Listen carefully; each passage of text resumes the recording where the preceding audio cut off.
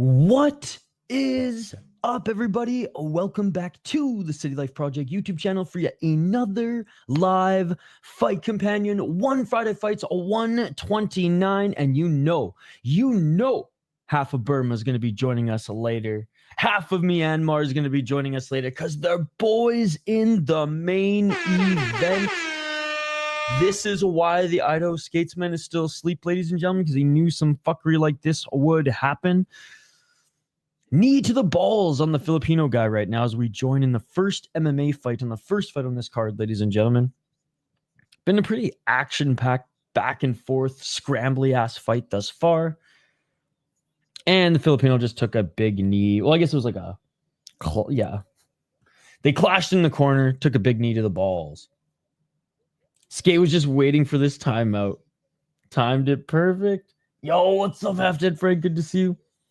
Super Mario jump knee to the balls, look crazy. Yeah. Oh, right when what's his name? Marwin threw that left kick as well. I'm still waking up, guys. I am 20 minutes late for this stream because I woke up at like 6:10 and was like, an alarm should go off soon. Right back to sleep. 7:15. So here we are. Didn't miss much, though, by the looks of it. Fun first round, but we'll see if the Filipino can continue. And we are, halfway through the second round? Early stages not thus far. Anyways, guys, how you doing today? Don't forget to vote in the poll question. Yes, somebody voted for the UFC. Hey, maybe there's just some fucking stoked Canadians out there who are like, I'm just going to vote for UFC Vancouver regardless. I've been feasting on a Chinese banquet since the end of BFL. What's your favorite, like, I guess for you, this is the wrong term. So Aussie-fied Chinese food. I was going to say North Americanized Chinese food. Dude, in this, I thought I saw it all in Canada. Come to the States and meh. USA Chinese food is on another level, man. Deep fried cream cheese wonton balls just fucking blow my mind.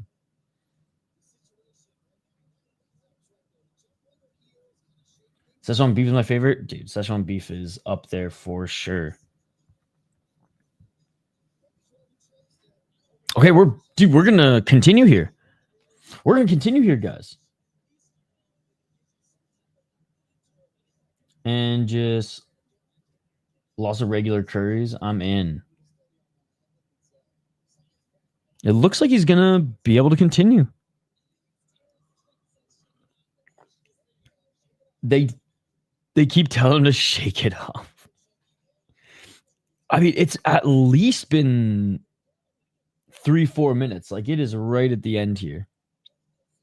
I think he might have used all the time. All right, we're back at it, though. Let's get it all. What was the time of the round again? Were we only like a minute, 2 minutes in? All right, one just forgot to put the timer back on screen, but regardless. Marwin on the back foot. Ali walking him down. Yeah, 58 seconds remaining in the second round. So more than even... I thought it was the early stages of the round, but the whole round had pretty much gone by. Oh, no way. Shout to Skate. Dude, that is awesome. Congrats to the Skate family. Right hand by Ali.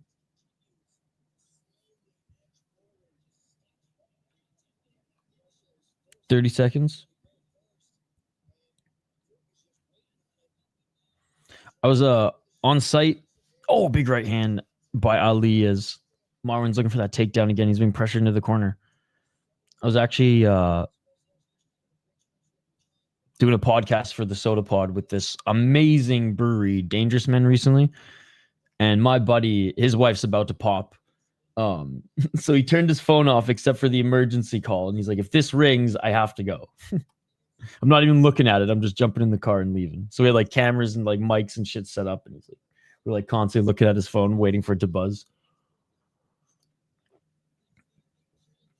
All right, end of the second round, guys. And first round was fun.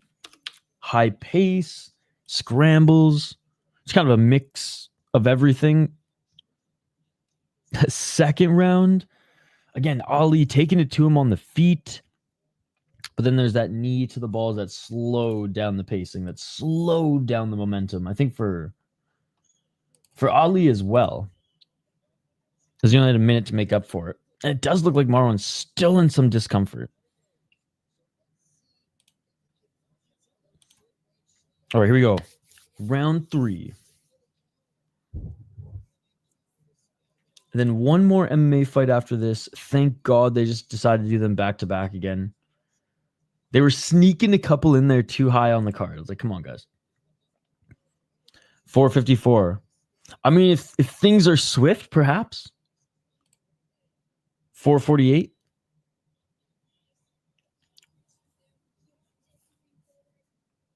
Or he might just be like, I ain't going to go full Giuliano today. Marwan looks like a mix between Baby Yoda and a gremlin.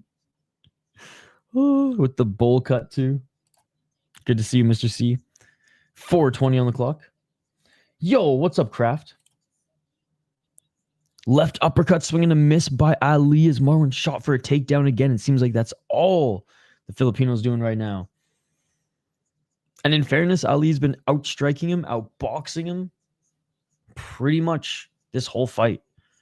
Marwan looking for the Superman punch out of range. That is fucked, Benjamin.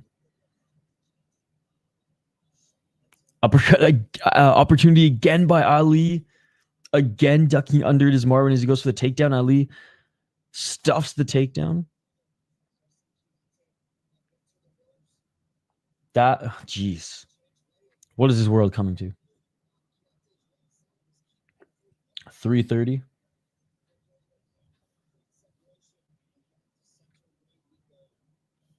Unable to take him to the ground as Marwan, they're back at center.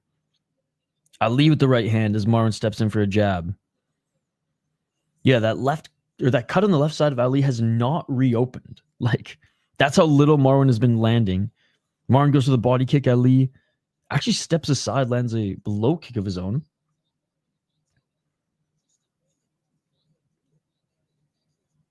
Ali walking forward. Prince Ali, fabulous he. Aladdin? Is that what that from? Aladdin? Yeah.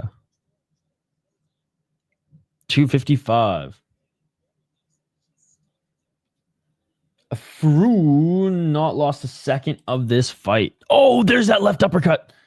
Actually landed this time, and Marwan going for the takedown again. It seems to be every single time this happens. Alia Fru will freaking pressure Marwan into the corner, land or go for the uppercut. Marwan goes for the takedown. He has to reset, but failed takedown there by Marwan. Inside control is Ali right now. Left knee on the body, and he's playing the bongos on his head. Right hammer fist, and that is it. Prince Ali.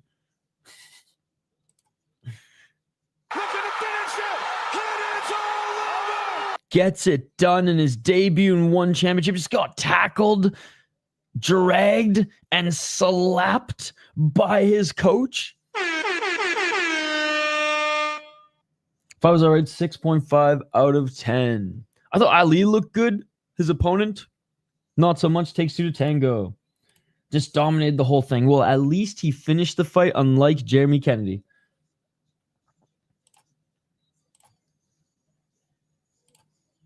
So there you go. Jeremy Kennedy played with his food in the 4th and 5th round. Let's be honest, guys. First 3 rounds in a title fight, you want to dominate like that and get that much runway on the regional scene, that's fine. But as soon as that 4th round hit, I mean, fuck, man. There were opportunities on the feet where it's like, you can knock this guy out, I swear to God. But anyways, shout out to Kennedy, interim champ, defended it. Let's go. What's up, Chris Cushman? Good to see you. Tired, but these Muay Thai fights will wake us up. Chew, now you can talk trash to the opponent's corner, right? You didn't even give CTE to our boy, bro. You didn't even give CTE to our boy. Hell yeah. It's a good card, too. I mean, when is KSW not a good card? Now, Lee taking this one, guys. One more mixed martial arts fight before we get to the reason why we're here for little small gloves and Muay Thai. Yeah, 2 title fights on the KSW card. Haratic defending against Lesko, and I think Haratic's going to win that one. Pollock's making his return. Leo Britches back in the featured fight. Where's one? This one's got to be in the Czech Republic, right? Yeah, this one is in the Czech Republic. So they're going fucking head-to-head with Octagon today. So yeah, a lot of Czechs. Yeah, a lot of Czechs on the card, but your healthy dose of Polish fighters as well. Simon Karolczyk, I think is how you pronounce his last name. He's really good. Bartosz Kurek's undefeated. Tobias Ali, which he's like an Asian Polish guy, which we don't see much. What's up, Anvar? Good to see you. So yeah, it should be a fun card. Short but sweet. 10 fights. Probably 2 free prelims. I say this every week, but I think we can go KO streak all night. Or at least finish streak. I say that only because we got 1 MMA fight left, and Eriknov might submit his opponent. But we shall see. Yo, shout to Burma and all the Myanmar fans who will be showing up here. Yes, he doesn't fight for a while, but he is at the top of the main card. He is headlining. All right, let's get to this next fight here, ladies and gentlemen. We have Alistair Volders, Big Al. Love that. Out of Melbourne, Victoria, Australia, ladies and gentlemen. He's 26 years of age, up against Adam Asadbek Erkinov. 88% of Tapology are picking Volders, but I swear the 193 people who picked him are all from Australia. And Hank, 3-0 as a pro for Erkinov. Has never faced anybody with a winning record. He's faced a guy making his debut. He faced a 0-1 guy. He fought in Muradov, which I'm only obsessed with Muradov because we did one stream for Muradov once, and we had like a stupid amount of people watching this YMCA gym ass fucking league, which was a lot of fun. Erkinov is 21 years of age. Now, Alistair, his last fight was actually in a boxing match in August. Before then, won a split decision in Eternal against a 0-1 guy, knocked out a 3-0 guy in Rogue Championship, and fought his first 2 pro fights in Hex.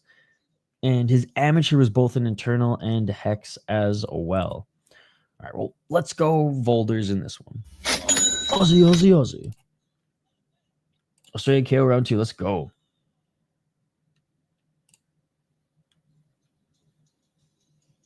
I said there's a possibility. And honestly, only because of the OV. Not the obvious, the OV. Finish streak counts. Let's go. I just put it out there because we have an OV in MMA entering the chat. Guys, vote in the poll question. Vote in the poll question. I know all of freaking Myanmar is going to vote one championship.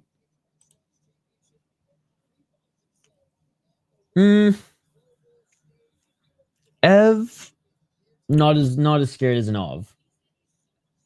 Evs are more well-rounded. I see like a Magomedov versus an Almabayev, and I know Almabayev can strike a little bit more. I just know it. Myanmar.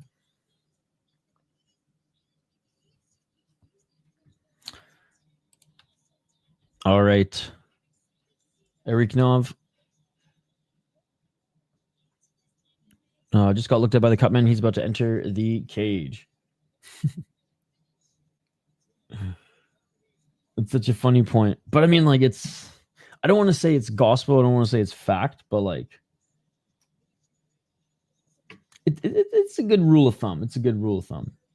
Having said that, I break the rules of thumb every now and then as well. Like picking a Korean fighter to beat a Peruvian fighter. What the hell? What the hell? By the way, you guys saw I got called out by another YouTube channel. I don't think I can afford a flight to Bulgaria to fight this guy. And it was the most respectful call out. Guy was like, "You're doing a really good job on YouTube, but I want to fight you." And I was like, all right. But he wants it MMA rules in a cage. And I said, no. Full hockey gear, bare knucks on ice. I don't know if he's accepted. Oh.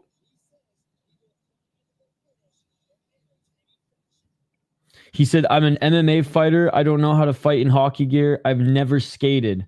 Middleweight or welterweight?"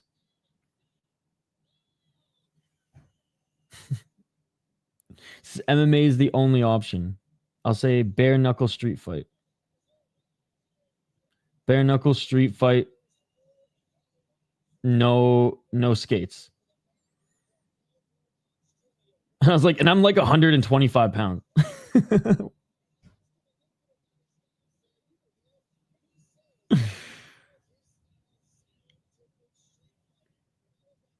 I'm literally responding to his response right now. Why am I not doing this live right now? Hold on, let me bring this up. Yeah, what the hell am I doing? Why am I not doing this live right now? All right. What the heck is this guy's channel? It's super long. I think Ben actually saw this last night. UFC celebrities and classics.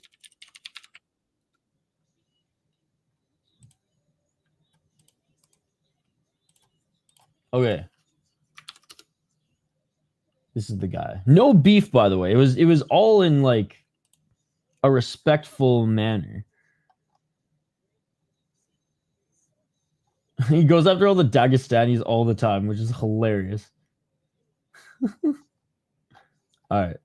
Oh, and I've seen the City Life Prospect, just like Muay an excellent channel, and he's doing a really, really wonderful job in the world of MMA, and I pretty much appreciate it. Base. But man, while I'm waiting for my professional debut, let the two of us There's no fight. beef, man.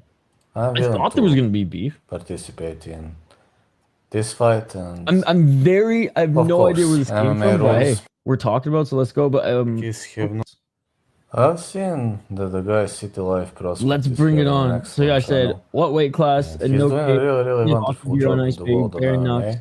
Thanks for and the I shout pretty out. much appreciate that. But man, while I'm waiting for my MMA fighter, mate. I don't know how to fight in hockey gear. Let the two of us fight. Middleweight or welterweight? Thank you for the shout out. Participate in this fight, and of course MMA rules, because that's what I train. I mean, you are an excellent YouTuber, but let's just see how tough you are inside the King cage. of the streets. Let's see what happens King when of the streets / Ryzen rules. Let's fight, brother. No I've ice. seen that the guy City Life Prospect Brother, is having an excellent channel. I'm 135 He's doing a really, really wonderful job in the world of MMA, and I pretty much appreciate that. But man, while I'm waiting for my professional debut, let the two of us fight. All right, let's get back to the action here. Let's get back to the guy. Go check out his channel. Go check out his channel. He's actually like, he's an OG. He's been around for a long, long time. Like, I think he's had his YouTube channel for like 10, 15 years. Yo, what's up, Chrissy? Happy Friday indeed. Are you working this weekend, or are you done after today? Chilling, watching fights. Gotta be sanctioned. This guy seems a little bit delusional about life. He'll probably bring a knife. Don't do it. The City Life Prospects. Round one, guys. That's how Moicano, remember when he raided the chat one time and he told his chat, he's like, go tell everyone you want to go fight the City Life Prospect in the streets. So I had like 100 people in the chat being like, "You want to fight in the street? Want to fight in the street?" And I was like, "What the hell is going on?" You must do this, my brother.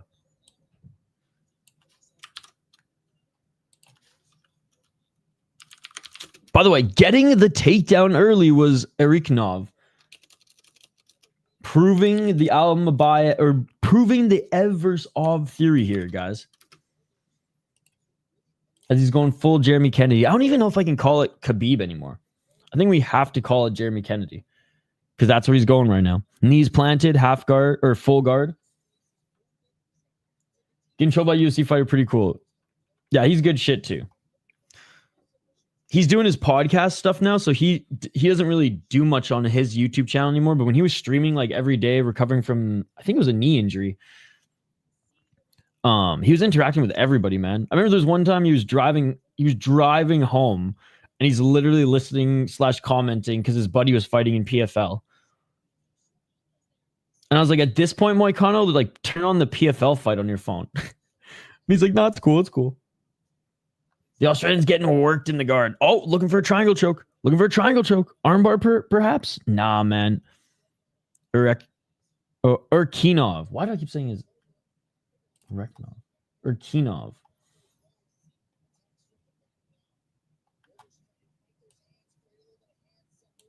Back up to his feet is Volders. Now attacking the legs again. Looking for that right single leg. No, body lock. Can he get it? Urkinov can't get it. Still on his feet is Volders.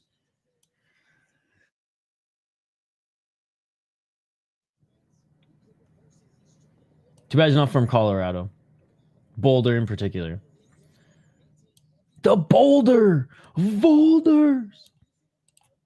Oh, back take attempt. Back take attempt by Volders. Both hooks are in. Both hooks are in. Urkinov trying to shake him off. Yo, what's up, Wyatt? What a crazy back take. Beautiful reversal. Both hooks are in. Both hooks are in. He's trying to flatten him out. Doesn't have the choke, but he's trying to get that left or that right arm under the chin. Oh my goodness. Could Urkinov get out-oved, ladies and gentlemen? Can he get out-oved by the reverse of Volders? 116. This is some reverse black magic, ladies and gentlemen. Oh my God, looking for the rear naked choke here is Volders. Body triangle secured, ankle facing upwards. Dude, we might see that finish, not necessarily knockout here, and it's going to potentially come by way of the Aussie. Chin crank. How's your morning going, Wyatt? 55 seconds.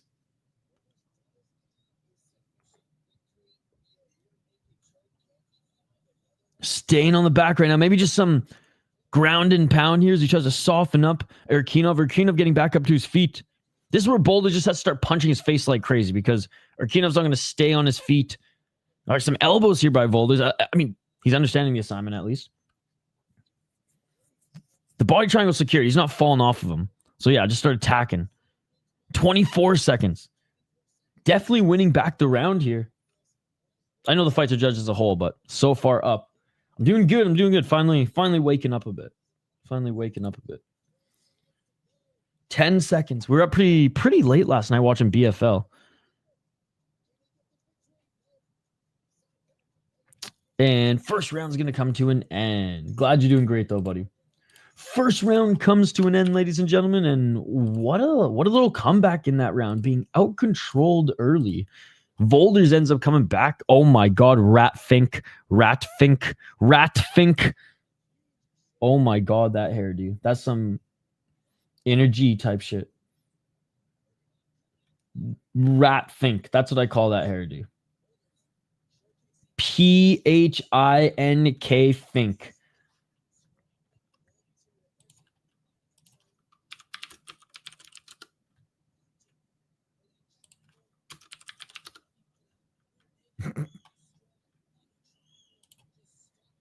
Oh, here we go. Round two.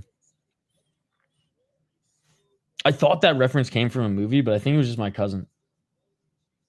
I mean, I love energy. I'm just saying that's the fucking hair. Or lack thereof. Round two. Low kick by Erkinov. Oh, Volders just knocked him out with the high kick. Or not knocked him out, but knocked him down anyways with the high kick. And the ref let freaking Erkinov take 3 more shots. He didn't knock him straight out. Flash knockout. Knocked down by Volders. High kick. Erkinov seeing the Tweety Birds. Doesn't know where he is. And the ref goes, no. Land a couple more shots. 2 big shots by Volders. And it is all over, ladies and gentlemen. The finish streak continues. Yo, what's up, Stravo? Good to see you. Hi, Kiku. What's up, Adnan? The KO streak continues. What a fucking finish. Look at this. Boom! It was almost like the knee hit the chin. Yeah, he was out for a second. Arms out, just like seeing the Tweety Birds. Wow. Sorry, he wasn't even seeing the Tweety Birds. The lights were out, bro. The fact the ref let this continue. Bro's head was a freaking bobblehead. Dude, he was out, man. He was out. Yeah, that was shin to the fucking face. He was out. He may have been somewhat conscious, but his brain was not there. He was floating around, literally. Dude, the refs are fucked in this league. Oh my God, that was beautiful. Holy shit, chat. I thought it was the knee at first, but no, that was shin right to the chin.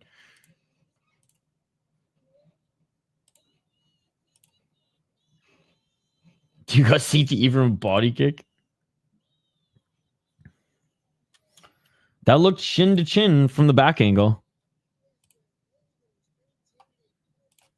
Yep. Something hit his chin, whether it was the knee or shin. Well, from the side angle, it looked like the knee, but from the reverse angle, it looked like the shin hit him.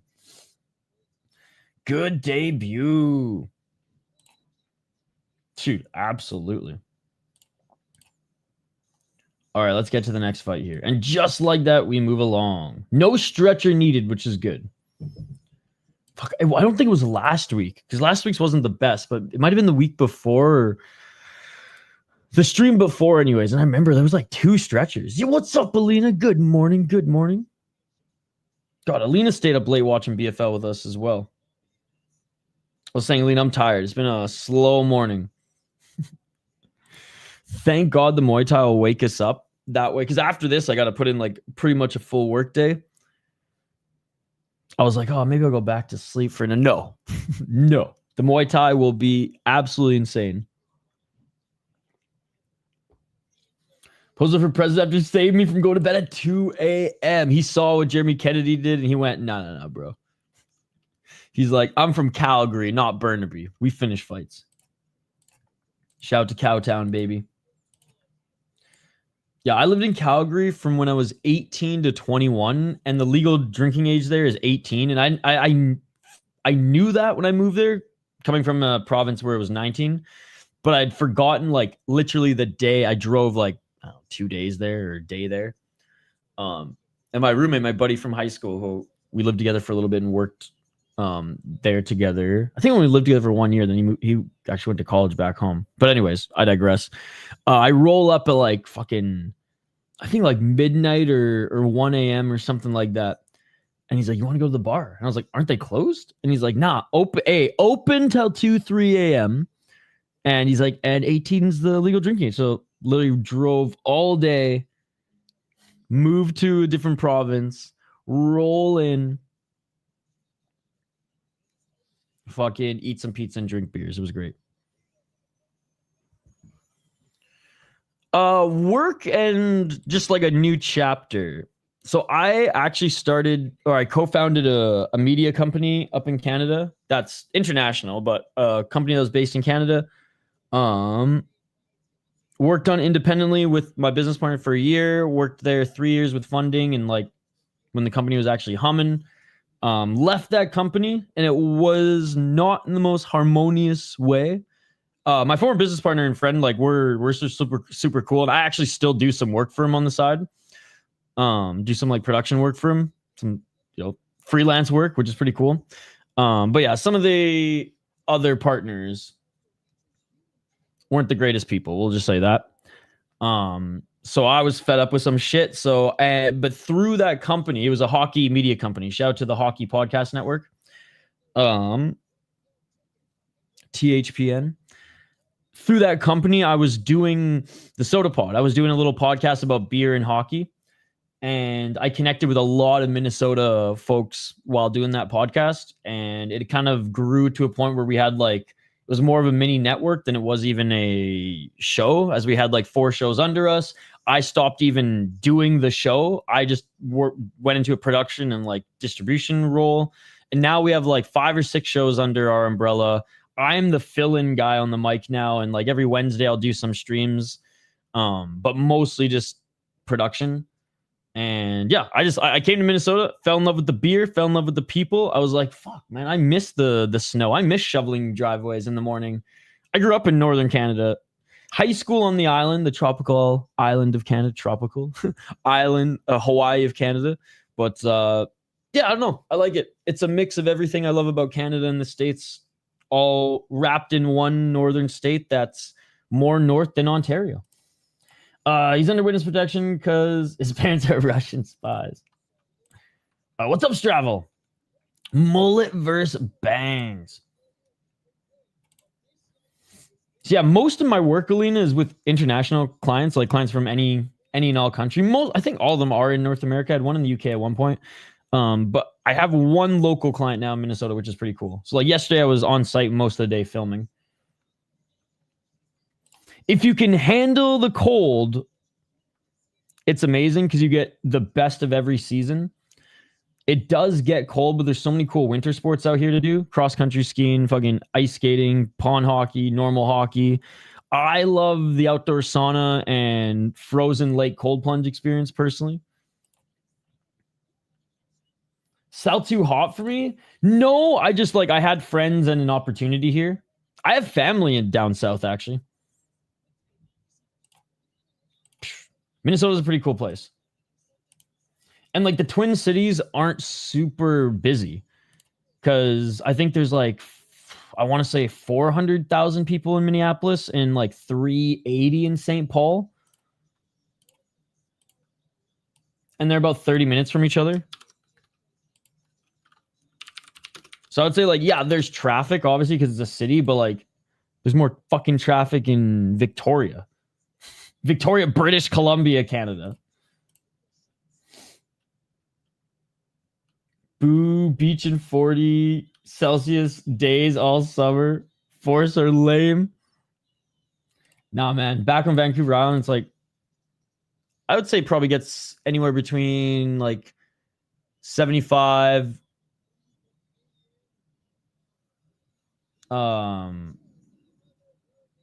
Oh, sorry, I'm going Fahrenheit. Jesus Christ. I don't know. It doesn't get up to 40 back home, but yeah, you gets fucking hot. I'd say on the island it's pretty humid, but 30, 35 is pushing it. But the island's pretty mild overall. Like even during the winter, you'll get maybe 1 or 2 days of snow, but it's damp there. That's the thing. You can go like a week of no sun and just rain. And cold, man. And like, that's why back home, I'd always bring an extra pair of socks wherever I went. Because once your feet are wet, you're fucked. And you're just shivering all day. Bro, I've seen a few pics this week from the fighters in Vancouver. I didn't realize how beautiful it is up there. Vancouver visually is one of the most beautiful cities. Once you get down into it, though, like it's a big American city. There's some pockets of the downtown. I say American city because it's kind of like an American city. There's a lot going on. And there's pockets of the city that are some of the worst areas in Canada. But aesthetically beautiful. Dude, Chris Cushman, look up Vancouver Island. I hate that it's called Vancouver Island and not Victoria Island because it has nothing to do with Vancouver other than it's directly west of it. But that's where I spent most of my life. And it is fucking amazing, dude. I had to go with the cooler haircut with this one. K-pop Bob ain't doing it for me. Yeah, so Chris Cushman, I went to college in Victoria. I was born in Campbell River, and I went to high school in Nanaimo. So just like Nanaimo Central, Campbell River's a little north, and Victoria's the south tip. Just look up those 3 cities, man. And And in between Nanaimo and Campbell Rivers, where the Return of the Jedi was actually filmed, parts of Return of the Jedi and Star Wars, that whole forest world, what the fuck was it called in the third movie? Endor, where all the little fucking bear moths are. All the ferns and everything and old growth, that's where they filmed that in a forest called Cathedral Grove. Me and my friends in high school may or may not have done a bunch of mushrooms looking for stormtrooper helmets. Not bragging, but Costa Rica is in the 70s and low 80s in the mountains. You can leave the windows open all the time. Oh, my cousin lived in Costa Rica for a couple of years. Why? He loved it. Dude, that's no bragging. That's amazing, dude. All right, here we go, ladies and gentlemen. We got Japan against Myanmar here. Round 1 coming up. Let's get it on. Muay Thai the rest of the way, ladies and gentlemen. Japan, taller, lankier. Tenitsu, low kick, but good job checking the kicks here early by Harling I've seen this guy fight before. 22 years of age for Tenitsu. Tenitsu 4-1 in the promotion. Lost his last fight to Isaac Mohammed via knockout, but before then was knocking guys out left, right, and center. Was on a 3-fight knockout streak in one championship. More kicks. Body kick by Tenitsu right now, keeping Harling at range. Harling lost to Jirai Ishii, knocked out in the 3rd round in his debut. 2 minutes and 5 seconds. Yo, what's up, Denial? I'm looking at the photos on Google and you aren't kidding. It's amazing. I got to get out there. Dude, hell yeah. It's pretty cool. It's like Pacific Northwest, Hawaii, and Canada mixed together. Just got a minute. Fucking ad on the stream. What the fuck is that? 137. Dude, YouTube be wild in these days. And they're only paying me 1 cent for that, so. I actually don't know, but I've already said fuck 3 times, so. We ain't getting any high paid ads, I'll tell you that much. Front kick by Harling Oh, Harling with a nice right hand. Very wide, just K1 kickboxing style for Tenitsu right now. Low kick by Harling left hand by Tenitsu. Oh, nice body shots by Tenitsu. Clinch. Ref separates. It was the one stream that no way. That's so funny. They know. Oh, right hand. Left hand. Left hook by Tenitsu just out of range. 36 seconds remaining in this first round. Tenitsu definitely more active. Harling picking his shots well, though. Just not enough. Double left jab by Oh, left hook by Tenitsu. Tenitsu swinging to take his head off. 15 seconds. Tenitsu keeps him on the outside until he blitzes, pretty much. Oh, nice 1-2 by Harling Tenitsu tries to answer with the right hand, but Harling goes for the clinch. Nice knee. Dude, these guys are good. These guys are very technical. End of the first round. Each cracked each other some big shots. Not a war yet, but things are heating up. I mean, slight edge to Tenitsu, but Harling is very much still in this. They look like they can't hurt each other. They're eating shots and just walking forward. It's like they each tried to work each other on the outside. Tenitsu had a little bit more success there, and then they're just like, fuck it, we're just going to double jab and enter.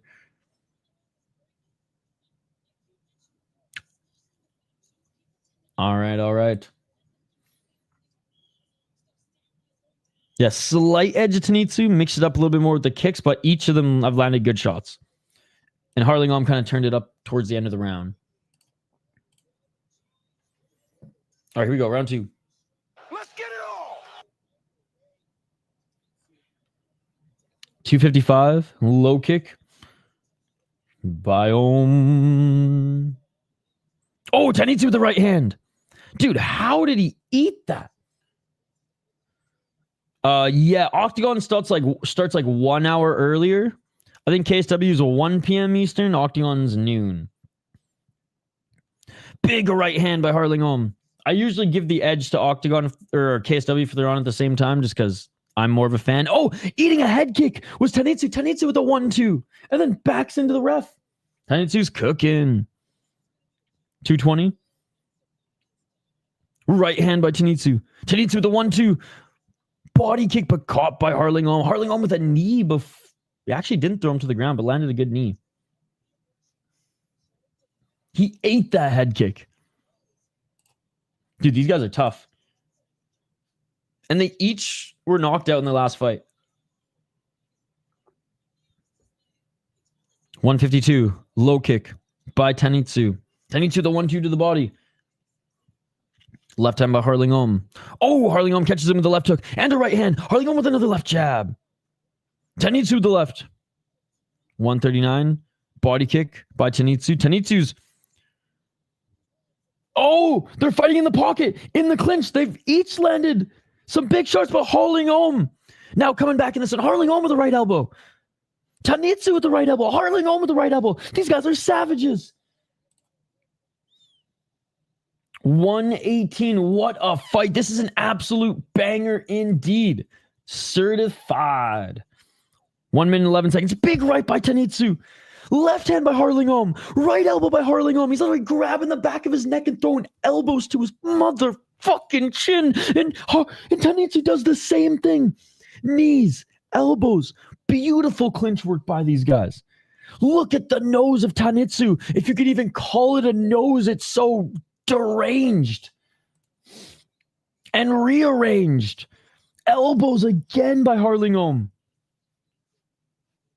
Tainitsu with a spinning back fist that lands. 1-2 by Tainitsu. Another 1-2. Right uppercut. Left to the body. The spinning back fist by Tainitsu doesn't land. Harling's chin is made of steel. I swear to God.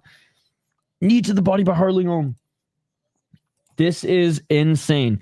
And you know what's crazy? Despite the blood on the face of Tainitsu, I have no idea who's winning this fight.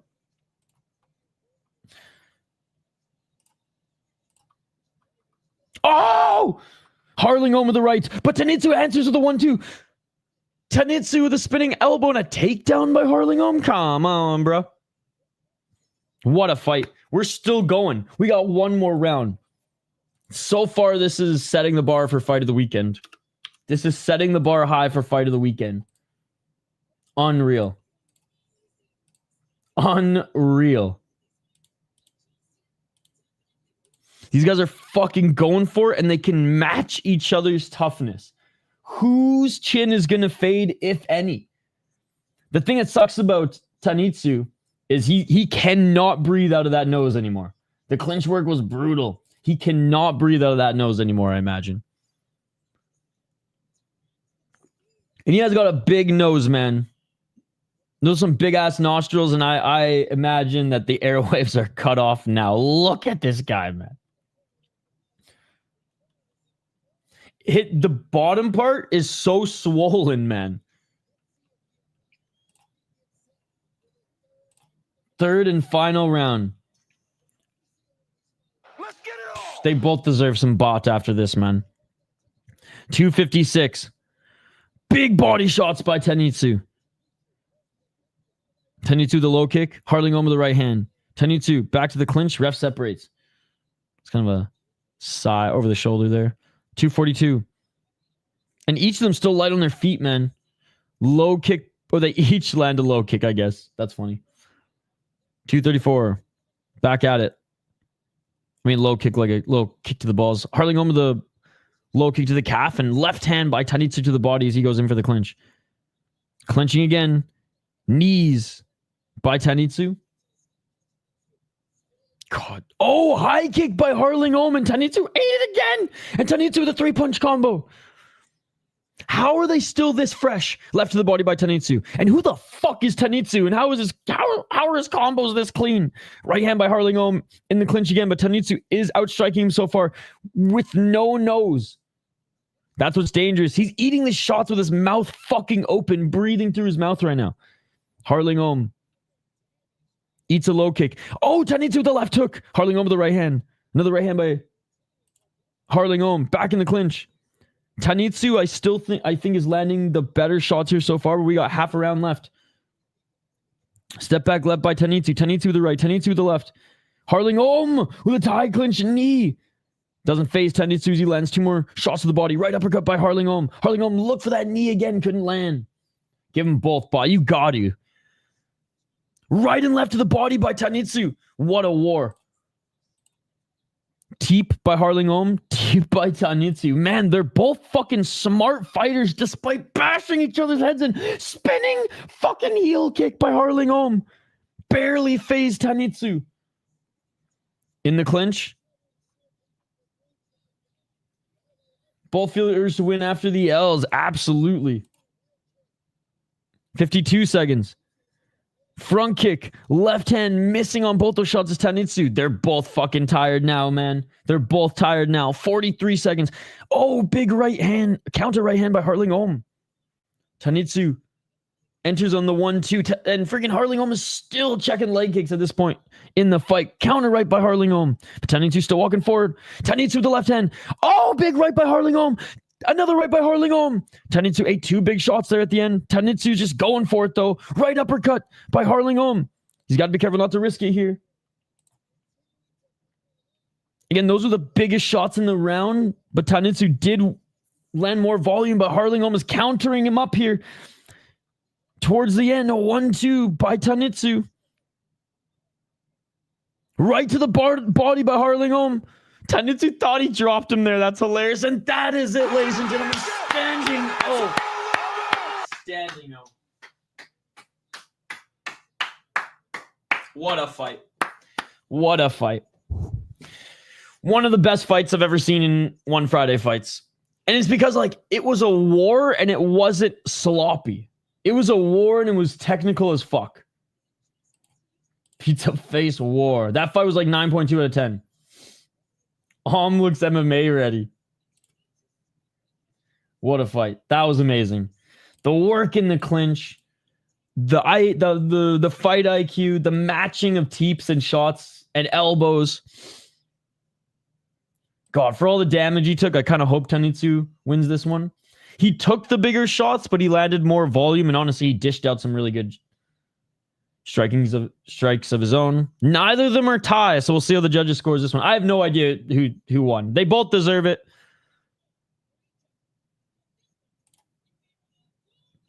Technical phone booth fighting.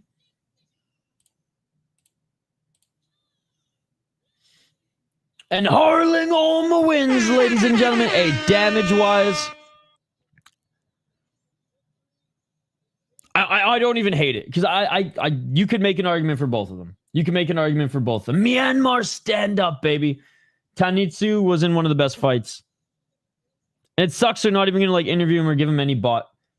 Fucking sloppy ass knockouts get bought. These guys don't get anything. That's crazy. That's crazy. Hopefully they get taken care of, man, because that was a fucking amazing fight. That was a fucking amazing fight. Damn, that's unfortunate. Neither of them, like, no recognition at all. Wow, we'll remember. We'll remember. Yeah, what the fuck, Shachi? Like, that one, I'm never going to forget that fight. I'm never going to forget that fight. That's a standout on One Friday Fights, man. That was a fucking standout. God damn. Tanitsu, Harling Om. No bonus, no interview, no shine. I watch UFC a lot, but I'm digging one. Yeah, the Muay Thai in one is so much fun, Wyatt. Not even an interview for winning a fight like that. Don't like that. I know. Hey, they're showing the preview for 173, the Japan card. They haven't announced how much it's going to be for North America yet. I think it's $35 for Japan. Honestly, I wouldn't be surprised if they charge us $100, guys. They have to make some money back, right? Because Well, I guess they scammed us in the last one. I didn't get a refund for the last fight. The last fight card. I paid almost $60.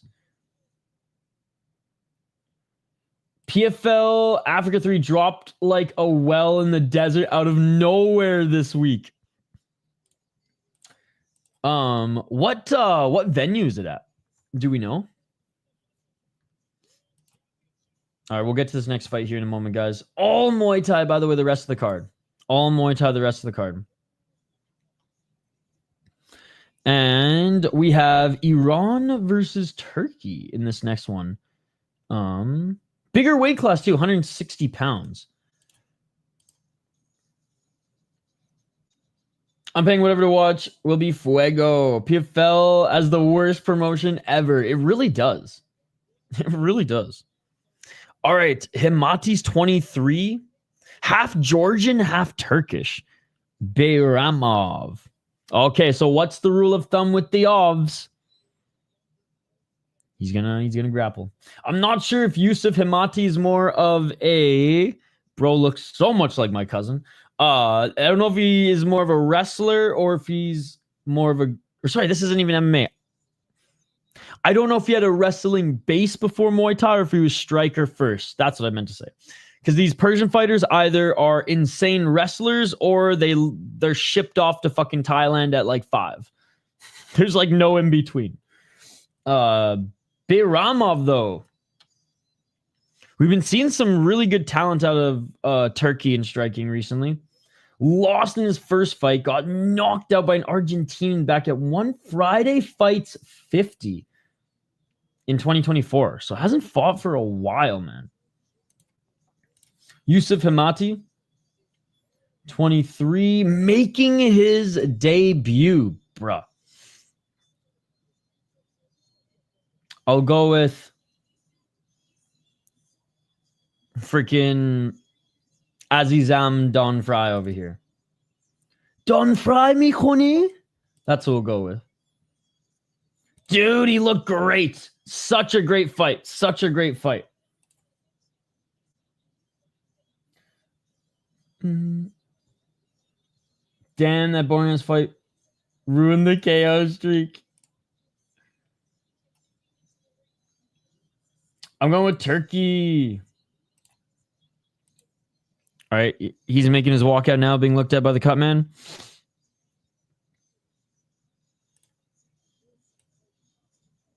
It is cool to see Muay Thai growing amongst the Middle Eastern countries, and a lot of them leaving some bullshit anyways and moving to Thailand or going to wrestle elsewhere.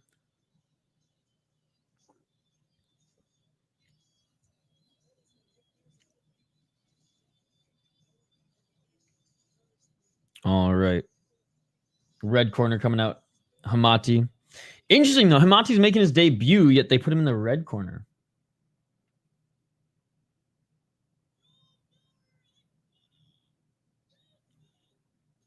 Man, it's so funny. Lumpinee, like, I swear it looks like there's more people there than there actually are. I still want to go to a show. But I heard it's a little bit, like, out of the city, right? Whereas, like, RWS is right downtown in Bangkok.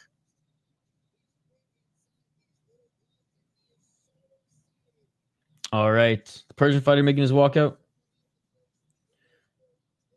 PFL are like Walmart belts. I don't think so.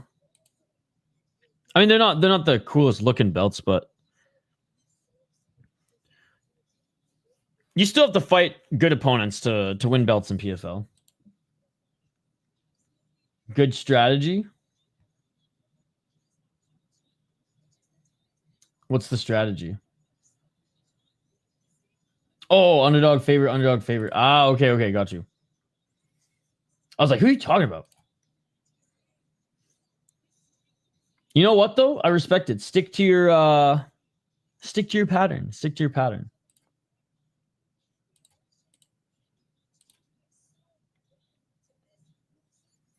The friggin' jiu-jitsu belt, UFC jiu-jitsu belt, looks like Walmart.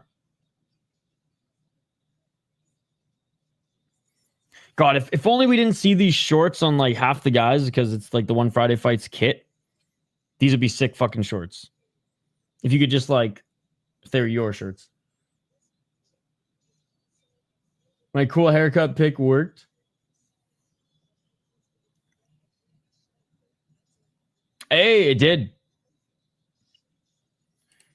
Dude, that's how friggin' Skate judges the Japanese fighters on who has the more friggin' weeboo hairstyle. Or who's more blonde, but same difference. All right, both of them are in the ring. I don't know what their full records are, so I'm curious to see. Wait, Wakru? What? Dude, let's fucking go. I dig it. The Persian and the Turkish fighter are performing their Wakrus in Thailand. I was grabbing a coffee. What did they say the second dude did before this? Nothing. Just training Muay Thai. It's the Thai bagpipe.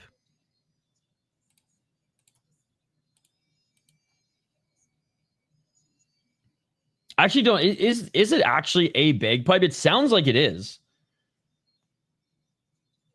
If not, it's like I'd imagine like more of a bass tone clarinet.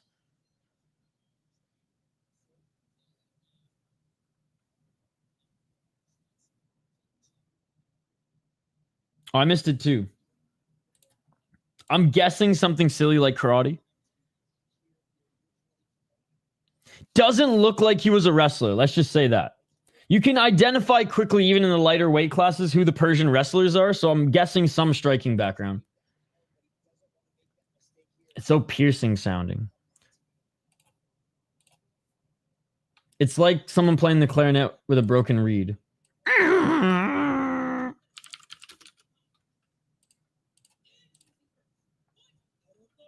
Super tribal sounding, though, makes the mood. And I love how the quote-unquote songs aren't freaking like the Scottish jig, for example. My pick Keenan is clean. He's just probably a Khan, sounds like a bagpipe and is Thai. Okay. It's a peach shower like a clarinet. Okay, got you. Yeah, because it's brighter. It doesn't have that bass like bagpipes have, but it's similar. Bro, they didn't even show Hamati's record. He's about to be cooked. Pichawa. Bro, I gotta get myself one of those, man.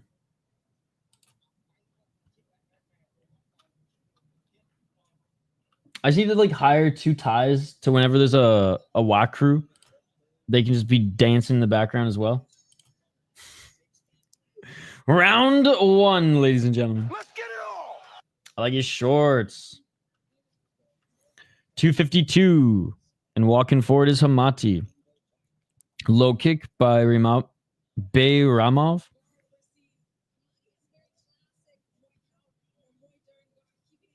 Low kick by Bayramov. Bayramov with some fast hands here. Doesn't land, but... Nah, fuck any fight kits. It ruins the aesthetic. Oh, nice shot by Hamati. Yeah, I said that earlier. Like, if they weren't fight kits, I would like them a lot. But it sucks that we have to see them like 5 times a night. But if someone like custom made them, I'd be like, sick. The little paint splatter shorts.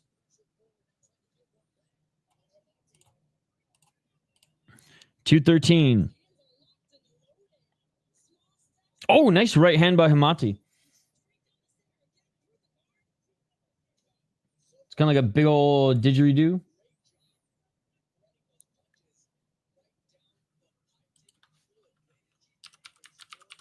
$154. I was just going to say, they're from Mongolia. Yeah, I've seen those before. I only know because it reminds me of bagpipes, which I hate, so you had to look it up once to direct my hatred to a proper instrument. What would be more torturous, Denial? Bagpipes locked in a room with bagpipes for like 10 hours, or the freaking Pichawa? 123. What'd be worse? Oh, nice 1-2 by Bayramov. Bayramov, he's got the speed advantage. Hamati, does hit hard and he's swinging here, but not as fast. Yeah. One of my sisters fucking did Highland dancing like at a pretty high level. So I've heard enough bagpipes to last me a lifetime. Bagpipe transition between air pressure squeaks is the worst. 47 seconds. Oh, a nice 1-2 by Hemati. Hemati pressuring him into the corner.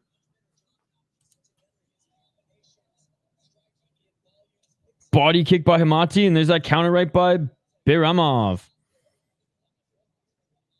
Hemati's just slow, man.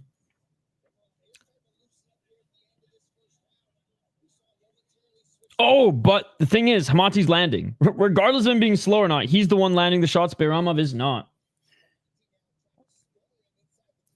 The urge to stand over your opponent anytime they go down to the mat, right? You've never heard of anyone playing bagpipes? Oh, Cuban men play guitar. Cuban men play piano. The Scotsman. Fucking crush the bagpipes. I was a very good brother. Let's just say that. Going to all the dance stuff.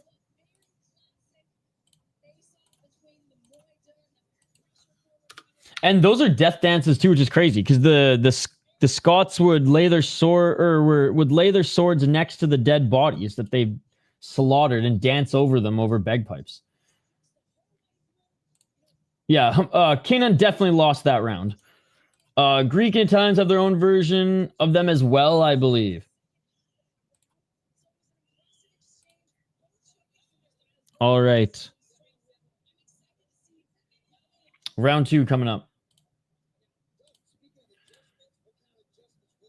I think Bayramov, if he just pressures a little bit more, he should be able to land the bigger strikes. Round 2. Oh, and there's the pressure. There it is. Bayramov pressuring early. Trying to get Hemati into the corner. 250. Younger, but we all old now. 242. Oh, each of them landed a nice left. Each of them landed a nice left. 230.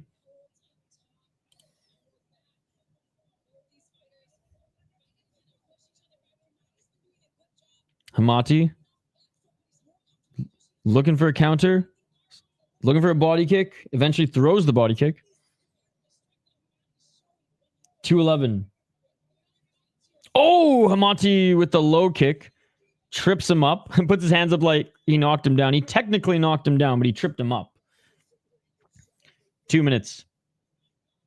High kick swinging and miss by Hemati. I don't like how Hemati doesn't have a good step back after those kicks. He kind of stays in the air for like a second, you know, stays stationary for a second. Does dodge one left hook, but gets tagged by another by Bayramov. Hemati's not doing enough to command this round like he did in the first round. Hemati is too selective, needs to up the volume to make it happen. I literally was just thinking the same thing. First round, it was there.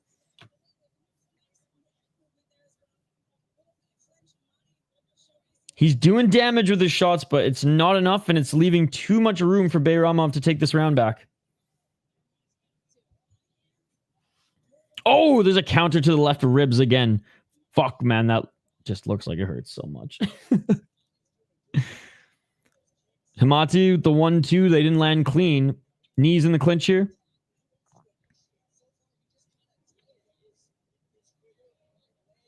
$58 seconds. Every fight coming off that last fight, though, is going to look boring. All right, ref. Knees, but not damaging knees by any means.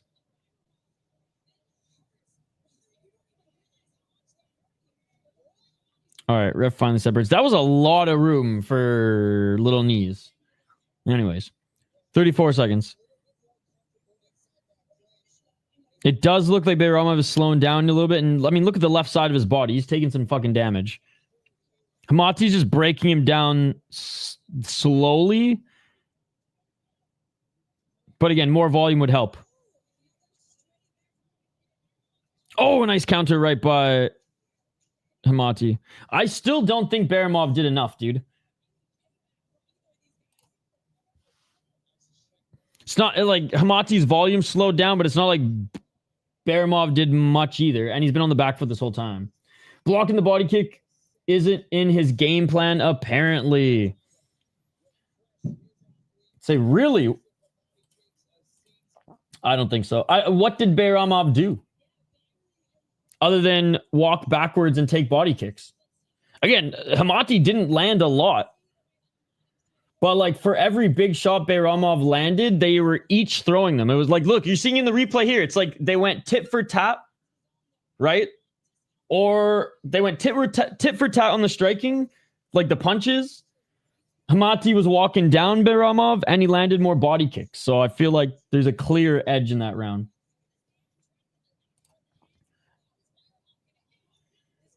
I didn't even note on the clinch. You're right, in the clinch too. I think Bayramov left that round on the table. I think he could have won the round. He looks tired, though. All right, round 3. Let's see if Bayramov can get a knockdown here. Because I will say, Hamati leaves himself open. And here we go. Bayramov starting strong here early. He does leave himself open, which is why he's getting tagged. Low blow on Bayramov. Each of them threw a kick, and Bayramov got the worst of it.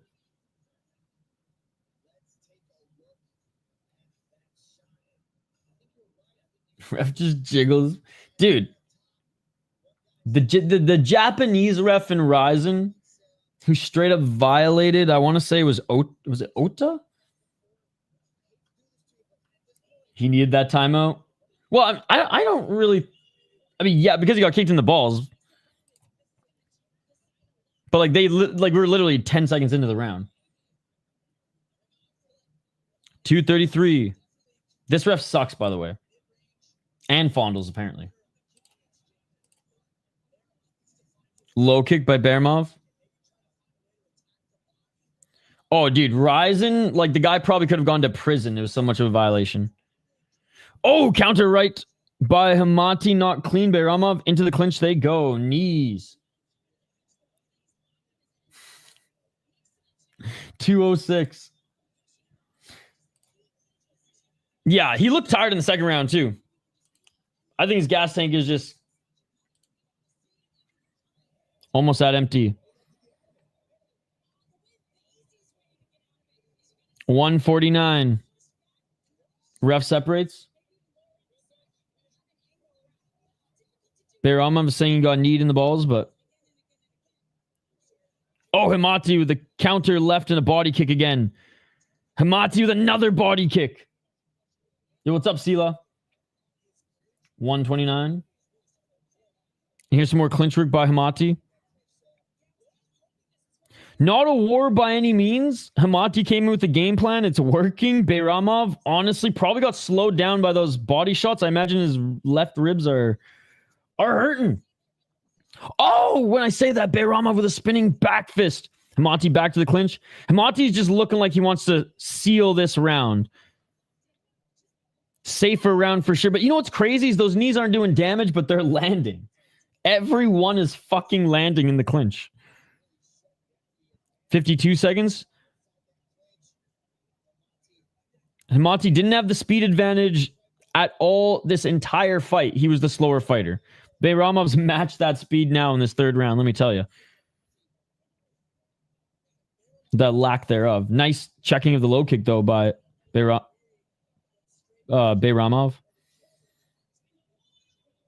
30 seconds. Oh my God, another body kick. Bro, right hand, left hand by Hamati. You can tell that's getting to him, man. That was a big by Bayramov. Hamati wins this one, yep.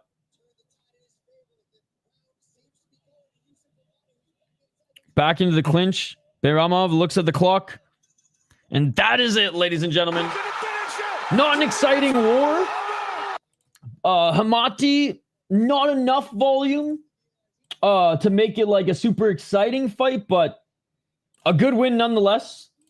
Some good fight IQ shown in that one. And Bayramov, the faster fighter, wasn't able to get it done.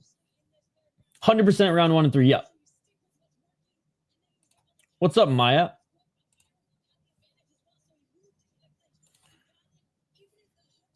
We're listening in, or they're coming. They're coming. They don't make their decisions just like that. You're literally a gambler. You should know that. MMA, 2 KOs, punchy kicky, 0 KO, 1 war. Hell yeah, dude. He's coming up in a few hours.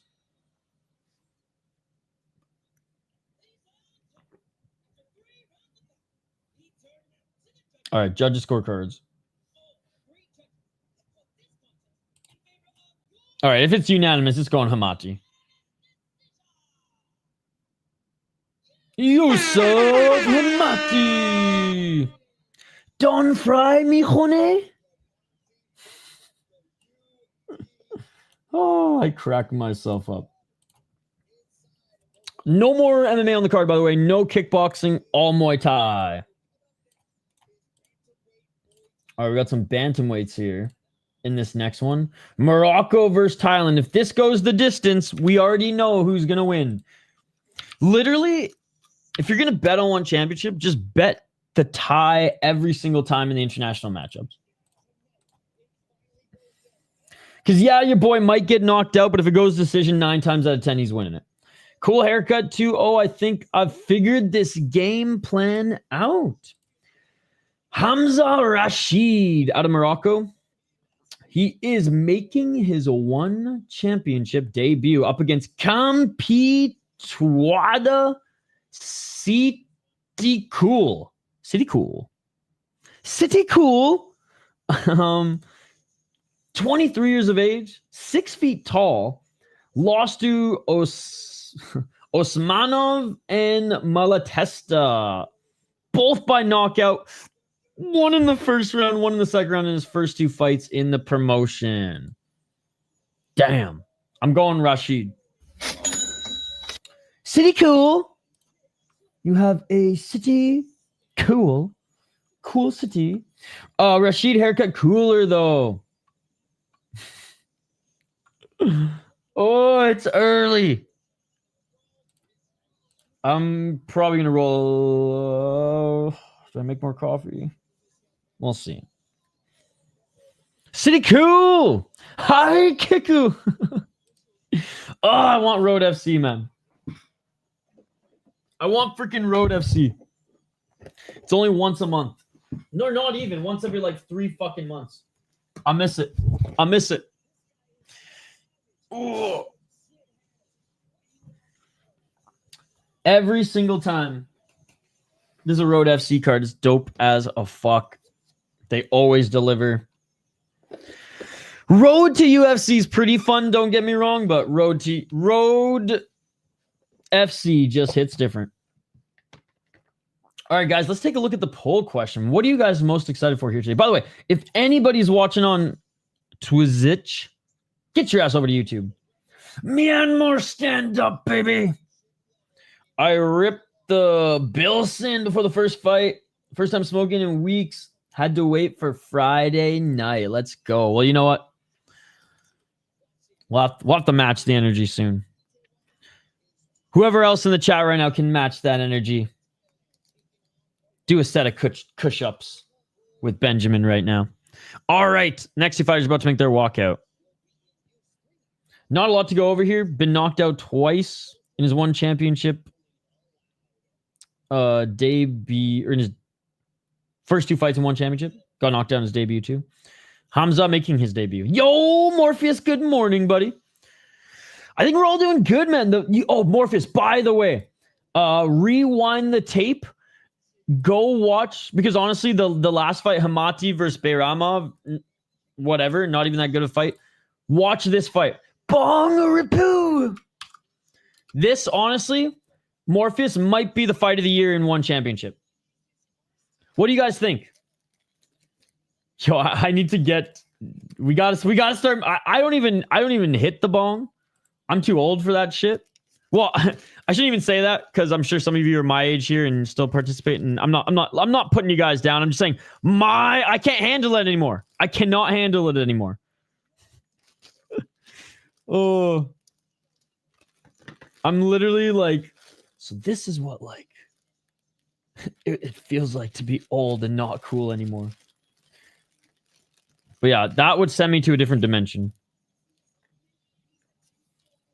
It'd be like me getting high kicked in the face. I'd be out. Eyes rolled back. Don't be a quit. Hey, I still like twisting them up. I'm old school, man. I'm old school and hippie. I don't think I've ever owned a piece. I ain't talking about no Jesus piece. Dude, I will say, when it snows here, it's fun to fill the whole thing with snow. I mean, you're from Colorado. I'm sure you've had some snow tokes there, eh, bud? I packed them like a quarter of what I used to. There you go. Dude, it's funny, yeah, when I was in high school and shit, we'd get invited to parties and people would like pass around the big piece and like they're like hitting a little bit of it. And my friend group were such dicks. We just hit the whole thing. We're like, oh, I thought this is how you're supposed to do it. We'd match them, don't get me wrong. Hell yeah, Wyatt. Dude, Wyatt knows what's up. Wyatt, I'm sure my joint rolling skills would still impress you. I would get the Wyatt hippie nod of approval. Aye there, bud. What was another crazy way? Benjamin, remember? Oh, lake tokes, bro. Freaking gravity. Like the top of a freaking water ball. Gravity tokes from the freaking lake. We just sit on the bottom. We just sit at the edge of the dock, which was hilarious. Can't do the ocean tokes. The fucking salt water fucks with you, bud. Out of the lake, gang. Dude, it's so much fun. We'd always throw some freaking kettle chips around us too, and the fish would be hopping right around us. So it'd be like glorious. You'd have like fish hopping over your head while you're just ripping a fucking lake toke, bud. My buddy in high school had and for a little bit in college, his grandma had a floating cabin. And she literally, as soon as we got our driver's license, 16, 17, she gave us a key. And she'd leave us brownies in the freezer. Some of them were pop brownies. Some of them weren't. So we had to play we'd all play Russian roulette at like 9 a.m. in the morning. We got blackout drunk once. And all we had was my buddy's Red Bull. The old can tokes. That's like some grade 9 shit right there. That is so fucking sick. Dude, I might have some pictures. Yeah, grandma loved us. She had my friend's mom like super young. So she was like, I don't know, mid 50s when we were in high school. So she was fucking cool, grandma. All right, here we go. Look at that. Next fight's about to begin.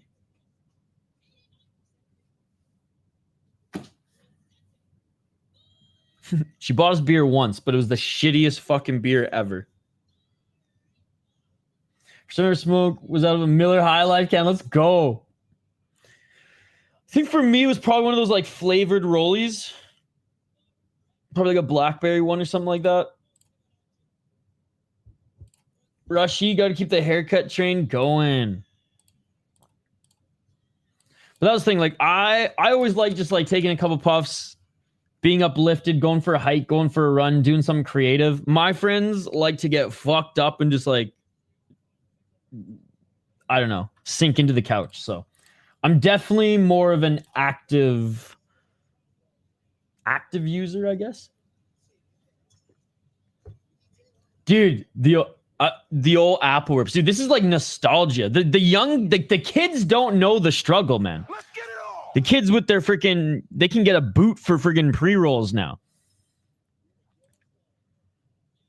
245. We were hitting up the malls looking at the back of the phone book where the dealers would just write their freaking phone numbers. I get couch lock a lot. Yeah, but I mean, why? You got a few years on us. You've earned that runway. Yeah, exactly. Not even pre-rolls. There's all this other shit. I remember when we bought that fucking oil when we were younger, A, it was a controlled substance, so holy fuck. B, it came in like these little fucking like, thinking back on it, like the most like, if our parents would have found that shit, man, they'd think we were doing like black tar heroin or some shit. 2 minutes on the clock. Not a milk. I don't think a milk jug, but definitely the top of like a Sprite can or Sprite or 7-Up bottle. 155, low kick by Rashid. Low kick by Kampeetewada. Why didn't they put just friggin' Sitthikul? We're calling him Sitthikul. Low kick by Rashid. Sitthikul with the body kick. Rashid almost caught it. Rashid pressuring Sitthikul into the corner. Low kick by Sitthikul. Sitthikul! Right jab by Sitthikul. Each of them are throwing feints, waiting to pull that trigger. Low kick by Sitthikul. High kick by Rashid, but Sitthikul blocked it or caught it and landed a left hand. Right hand by Rashid. Left hand by Rashid. Low kick by Sitthikul. Rashid almost caught it again. Sitthikul almost landed the left elbow. High kick swing and miss by Rashid. 43 seconds. Body kick by Sitthikul. Sitthikul. 35 seconds. Switching stances, Rashid. Low kick by Rashid. Yo, Captain Rafucho. How's it going, buddy? Yo, Captain Rafucho, what's your NHL team? I know the Raiders are your football team.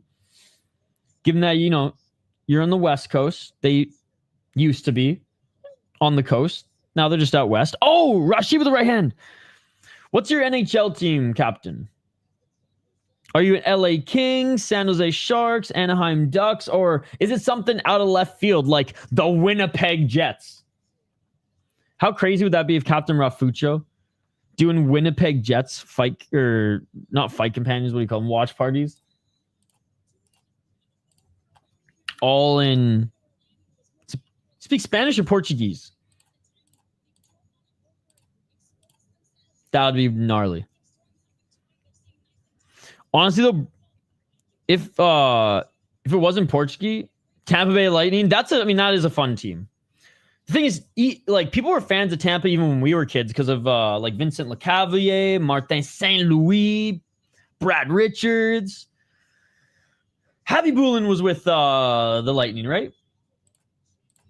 Stevie Stamkos, which is crazy that he's with the fucking Nashville Predators, man. I mean, Palat, Johnson, Kucherov's still there. Let's get it all. Modern day dynasty. 2 minutes and 51 seconds. I don't have no puck knowledge. There's a domestic Aussie league, man. There was the first Australian player. I think he played like almost a whole season with the Washington Capitals. Oh, nice right hand by Rashid. Left hand by Rashid. I don't know if he's still in the NHL now. Nathan Walker, bro. Oh, Rashid with the big hooks. He's hurt. He's hurt. And the tie goes down. Starfish flat on the ground. He took his time. He tried to embellish. And the ref called it. It is all over. You play silly games, you get fucked up, bitch. Oh my God. He tried to play Patrick Star via cosplay and got burned. Nah, dude, that was not on the ref. If you are going to play dead, the ref is going to assume you are dead. That was some of the dumbest shit I have ever seen. Assuming his soul just didn't come back to his body and he just rose within a second of coming back to, which I just cannot believe is a possibility. Bro thought he was going to get some freaking drama treatment by playing dead for too long. He pretended like he was asleep and he lost the fight. That was some of the weirdest. I mean, I do think he was like out for a moment. Don't get me wrong, but I think he played dead a little too long there. Oklahoma She. He laid out flat, then popped up.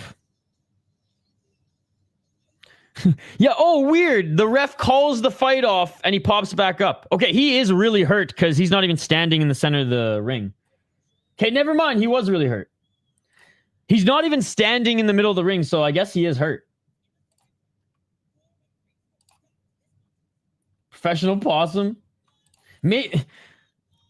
I think it was a little bit of column A, a little bit of column B. I do think he got fucked up there.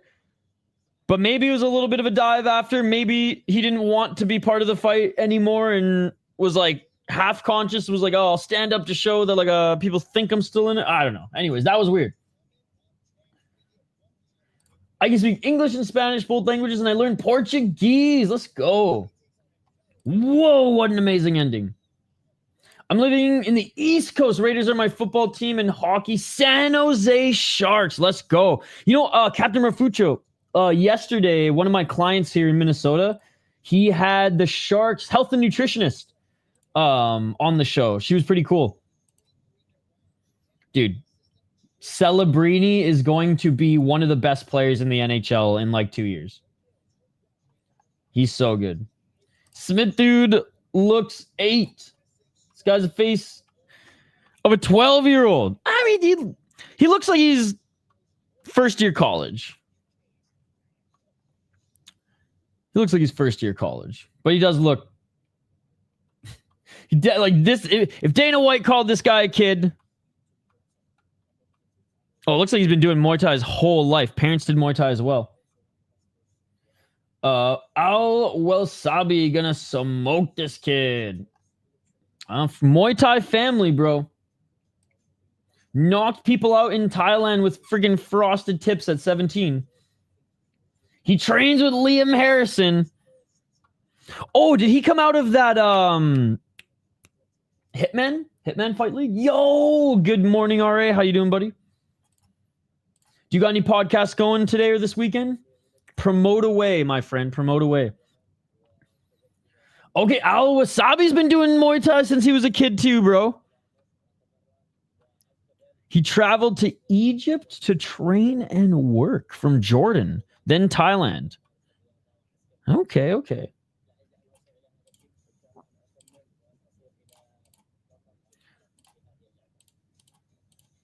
Hold on, by the way. I just got to glaze Nathan Walker a little bit more here. Bro, is he still playing? No fucking way. No way, bro. He's still playing. Ben, how fucking cool is that, man? I thought he was like a one and done kind of, but no, he dominated in the minor leagues in North America. Assistant captain everywhere he went. And he's playing for the fucking St. Louis Blues. Dude, I'm so fucking proud of Nathan Walker. That is amazing. So he developed not in Australia, actually in the Czech Republic. Yo, Ben, check it out. Dude, that is so cool. His profile picture used to be the Aussie national team jersey, which is just a big yellow jersey and a silhouette of a kangaroo, which, amazing. Dude, I'm so fucking happy for Nathan Walker. That's so cool. I didn't think he was going to be a mainstay. I thought he would have had to go back to Europe or something like that. But nah, man. Let's fucking go. I don't know if there's any other active Australian fighter or skater in the National Hockey League right now. All right, next two fighters are making their walkout. Let's highlight them here.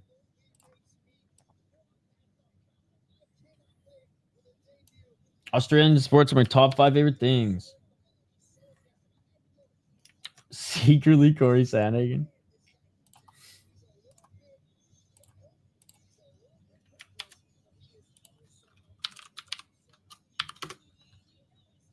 Oh, and they put Smith in the red corner too. All right. Al-Wesabi, 24 years of age, making his debut. trains in Egypt and Thailand. Fergus Smith, 19 years of age, making his debut as well. I'm interested to hear what these guys' official records are.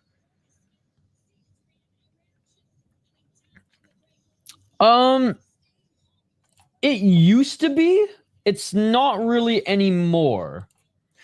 Put it this way, if you played from like 18 to 31 in the NHL, then I'd say that it's pretty old for hockey because the NHL is just such a grueling league as far as like the schedule and the speed and things like that. 82 games a season too. No other league has that many games. So, but if you played like he did, mostly minors, late bloomer, came into the NHL mid-20s, I'd say he's got at least another 2-3 years of pro hockey in the NHL if he can keep his foot speed, because that's the NHL is the fastest league on the planet now. But I could see him playing later, back in like the Czech Republic or in the Russian league or something like that. This is my burner. I got smoked by Marab and suck at fighting, and I'm a hillbilly from Oregon.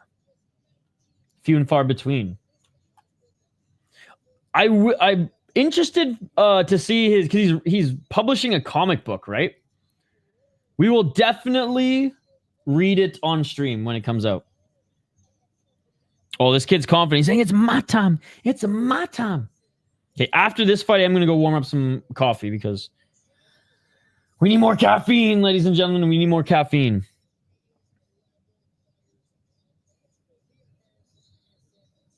I feel like this guy should have walked out with a pacifier. Bro, if Liam Harrison's given him the seal of approval, I'm excited to see what he's got. That would make me a fan.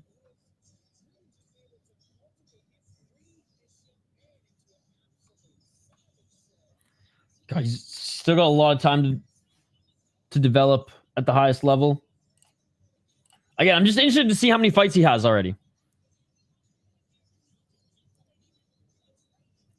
Rolled and twisted coffee that needs to be lit. There you go. There you go.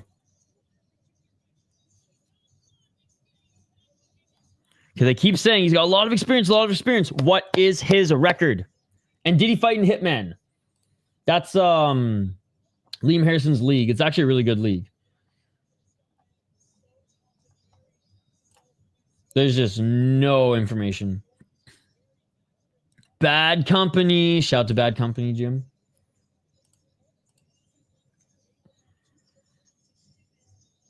All right, he enters the ring. A pop from the Muay Thai crowd.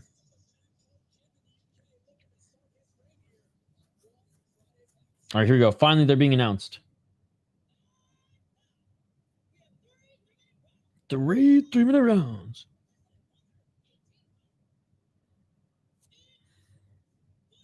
All right. Wasabi.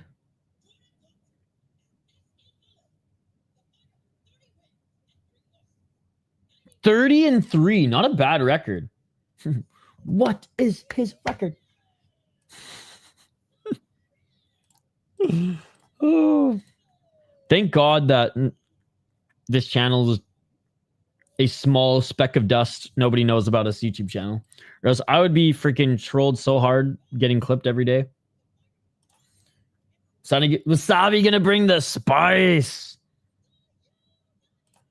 All right, he's 5-0, Fergus Smith.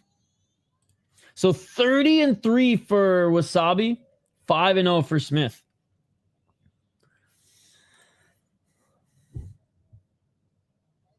I'm going to go with Sushi Condiment here. I'm excited to see what Fergus Smith brings to the table. Sorry, Liam. Round 1. Let's get it all. We interviewed Liam Harrison on the channel, by the way, but I'm pretty sure all the hardcores are here and they know that. 253. Oh, right hand by Smith. Smith saying you got poked in the eye, calling your own foul. Dude, I know. I hate this ref. He's so bad. 237. He was so bad last week. And he ain't good here. Wasabi looking for a high kick. Front kick by Wasabi. Oh, nice right hand by Smith. Smith with the left hook. He's fast. He's fast. 220. Counter left by Smith. Oh, bro. He is on point. Wasabi's on the back foot, and you can see the fear of God in him. He's like, oh, fuck. Oh, fuck. Oh, but he landed a nice right hand there. Smith to the left, Smith to the right, Smith to the right uppercut. Smith to the left hook. Smith to the left, Smith to the right. Wasabi's eating it. Sushi man. He's going down. And there's a standing count. Can he get back up to his feet? You look at Wasabi, he just went, oh. He is back up to his feet, though. He's still seeing the Tweety Birds a little bit. And this ref doesn't even check his hands. Dude, fuck this ref, man. Smith drops him again. And this fight is over. I hate this ref so much.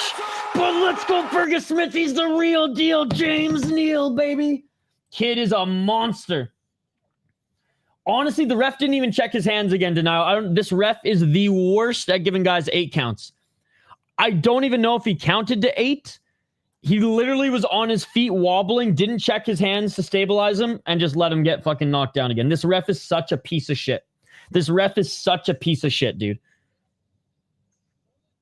Such a piece of shit. But anyways, I don't want the ref to take away from the amazing performance from Fergus Smith. Kid's got speed. He's got power. And I love that even though Wasabi was covering up some of those big shots, Smith realized he cracked him and he just let the combos go. He just let the combos go. Yeah, dude, this ref is so bad. Dude, he literally almost let someone die last week. Damn. This kid is sick. Smith is good. Nice combos.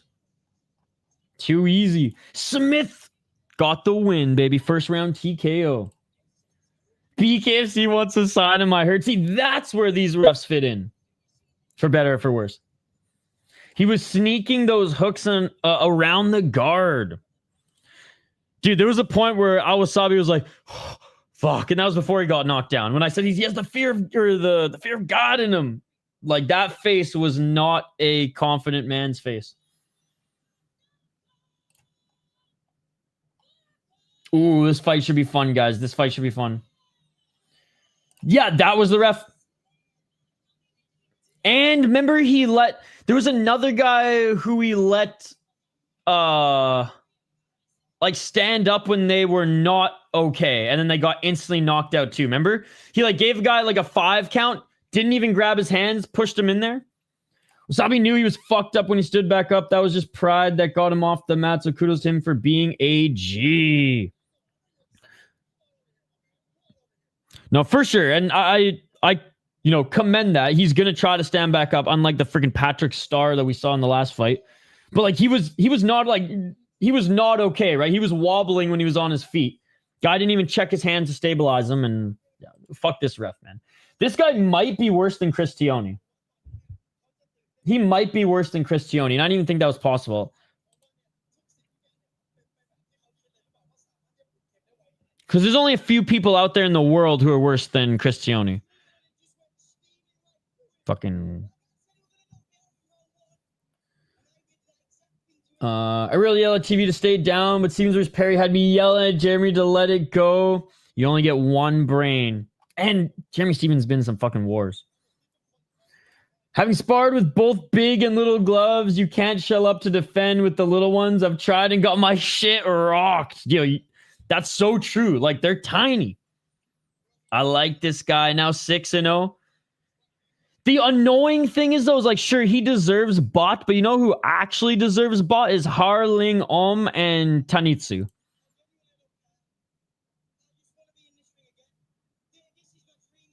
He said, this is my dream. I just want to be in the ring again. Fucking rights, kid. Good post-fight speech. 100%.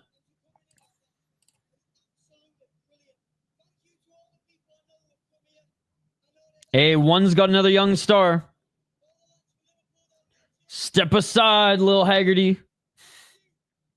He's got marketability. Yo, this fucking translator, man. Just swagged out. At this point, though, just undo the button. You go 2 button, never go 1 button. You go 2 or none.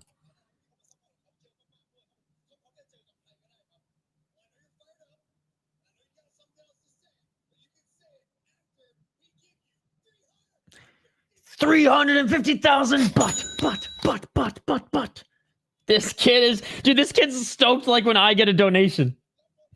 Poirier style boxing, D, where you deflect and fight the hands is better than high guard cover up with little gloves. 100%.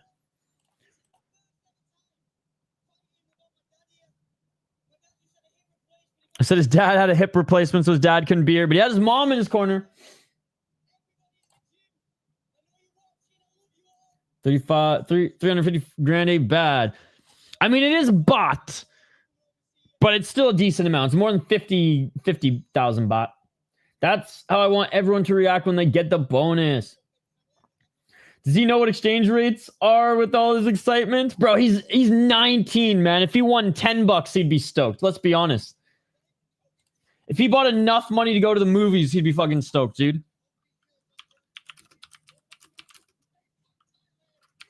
All right, so 350,000 baht to USD.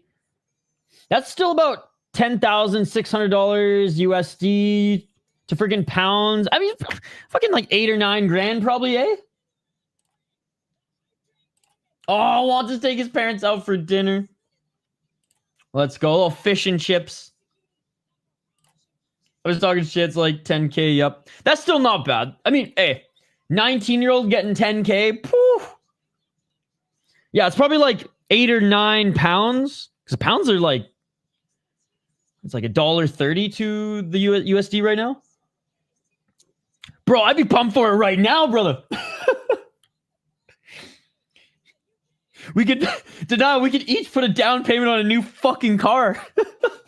Or a used new car, but something better than the shitbox that I'm driving right now. I shouldn't call it a shitbox. It's still going.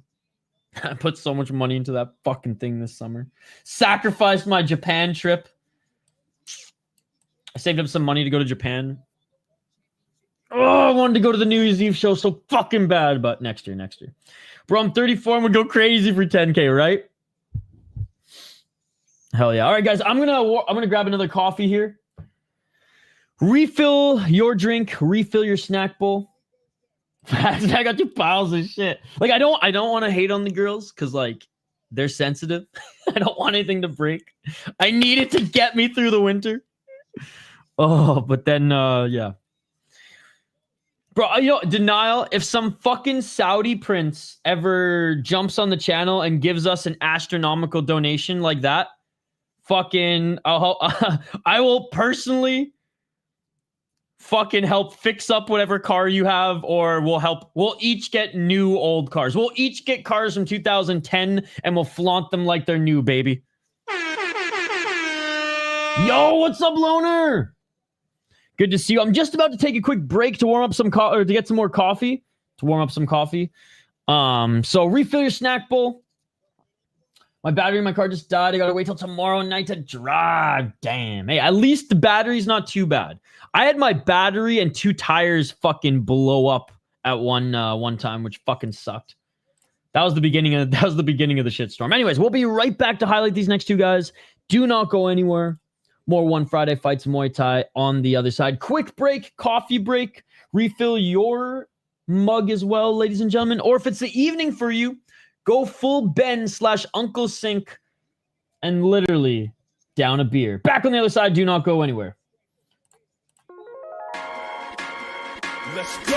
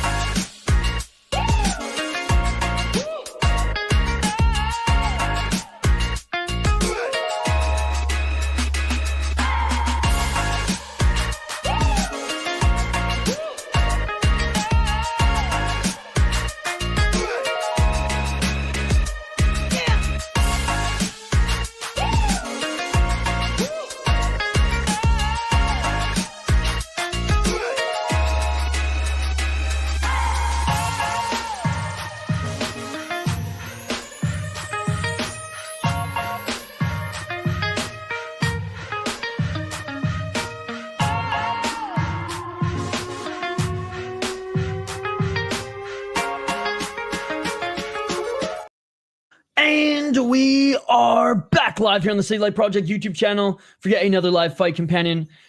Joining back in the action, One Friday Fights 129. Sorry for the extended break. I had to boil some more water, so there we go. There we go. Oh, it is beautiful outside, by the way, here in Minneapolis, Minnesota. Blue sky. I want to say, yeah, 63 degrees Fahrenheit.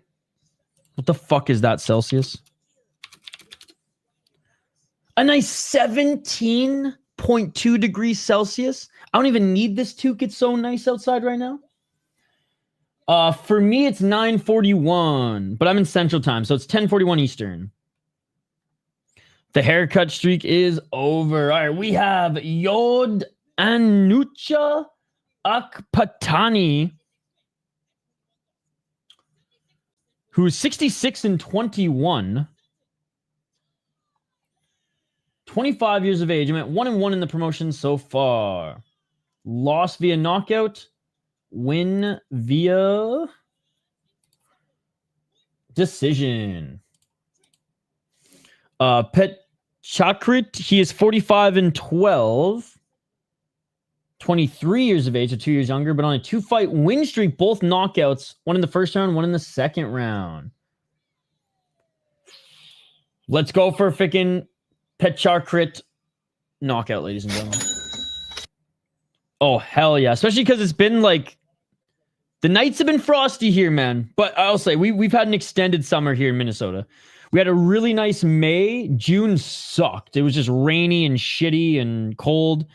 July, August, September were basically summer, and it's basically dug into mid-October here with a nice, not even crisp and cool fall yet. He doing the Bane celebration pre-fight.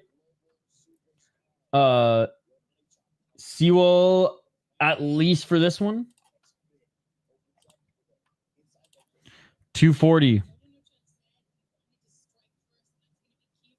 Left hand by YodAnucha. Oh, left hand by YodAnucha. Petchakrit, a little bit taller and lankier, but he's got a nice low kick as well. YodAnucha doesn't skip leg day. And for Thais, that's saying something.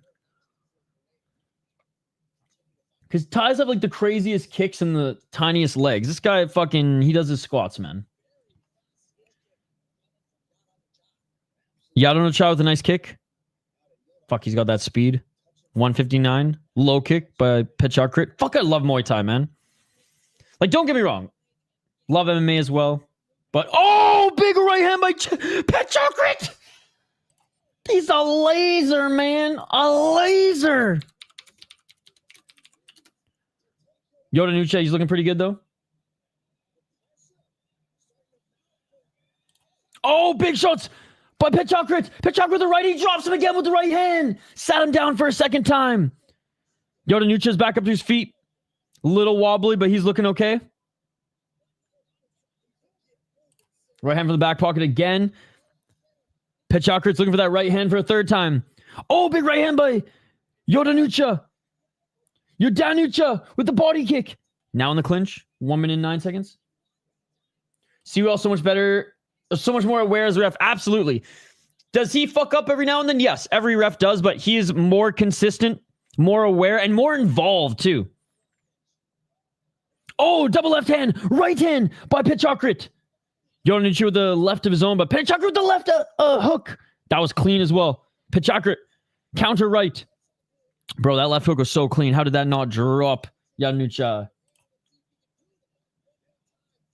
YodAnucha separates in the clinch. The ref separates him. Nice left hand by Petchakrit. Dude, Petchakrit eats a big right hand. Oh, left hook by Petchakrit. It's that right hand that has power because that left hook's not doing much for YodAnucha. YodAnucha with the low kick. There's that right hand by Petchakrit. Again, the right hand, bro. And this fight is over. Petchakrit gets this one done. Damn, what a victory. That was beautiful. It's crazy how the left hook didn't phase him, but the straight right, man, don't think he was coming back anytime soon either. But at least he's paying attention and confirms with the refs outside on knockdowns and make sure the fighters are at least alive before sending them back into war. Oh, absolutely. Absolutely. Him and Costa are the best in the promotion. The dude/chick ref, I don't know. I just call that person the ref. Pretty good as well. Not like anything special, but more consistent. Sometimes in the way, which is annoying, but I'd rather you be in the way than in the corner smoking darts like in fucking Japan. I swear, man, some of these refs in Japan are literally just fucking hacking darts in the corner of the ring. They're like, oh, fuck, there's a fight going on. Puts it out in the ring, runs over. I swear I've seen it at least twice.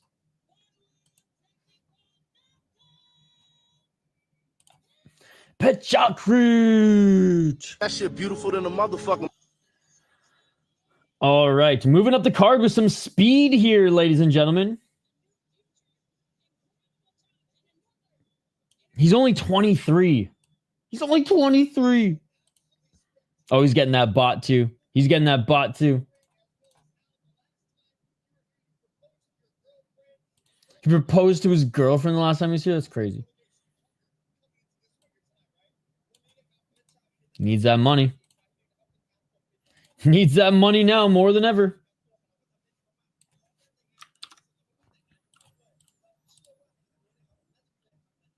$23.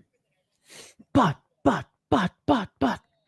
Bro, denial. So I interviewed one of the Gophers goaltenders, who he's still there, Nathan Airy. He just turned 20, I think. And he got married at 18. That's Calgary, Alberta for you. The standard tie haircut is bogus.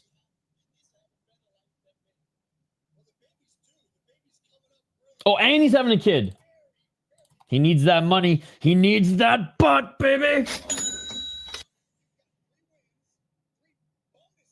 3 wins, 3 bonuses. And he's getting another bonus. I thought that he was going to give him a contract. Hey, let's go, Dr. X. Let's go. I thought he was going to give him a contract. He's like, you get 3 fights, 3 finishes, 3 bonuses, and now... And I was going to be like, oh, is the contract coming? This gets that, but didn't get any in the absolute banger. I know. And it's like, great finish. Same with the UK kid, but Harling Om and Tanutsu deserve a bonus. I'm going to tweet that as well.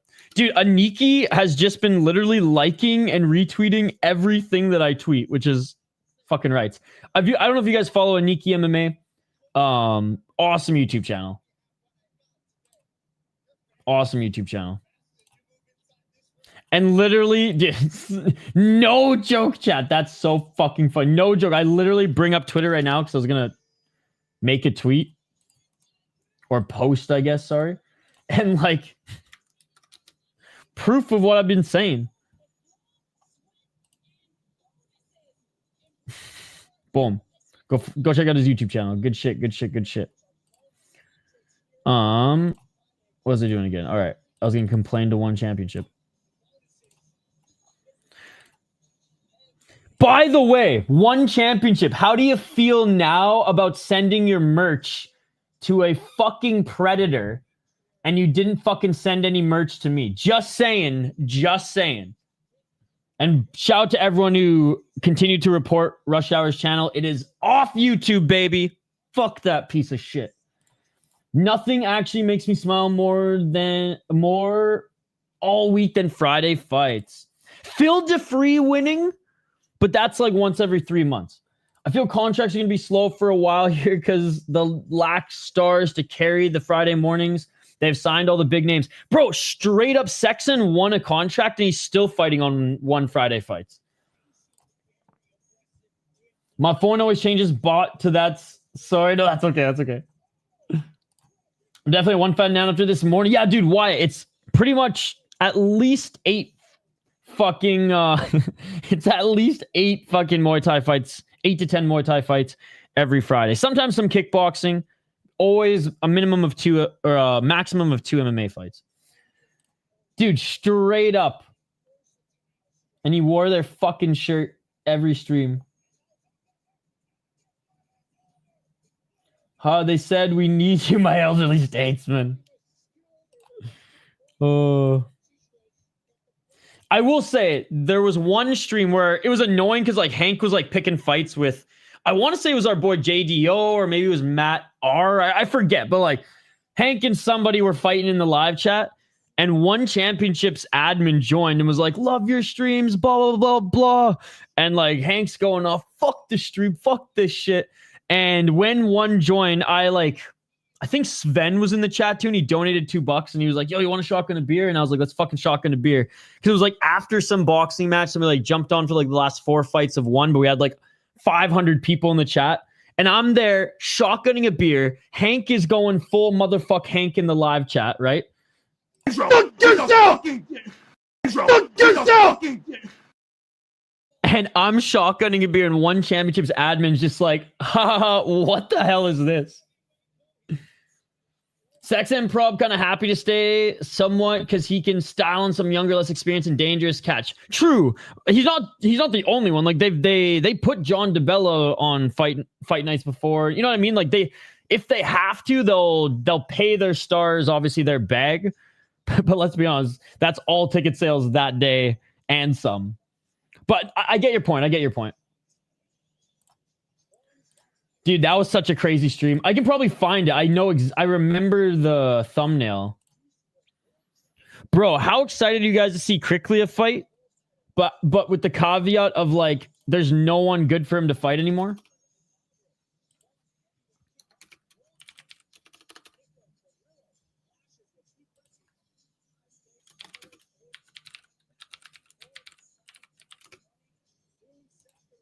I'm literally tweeting at Shotri himself.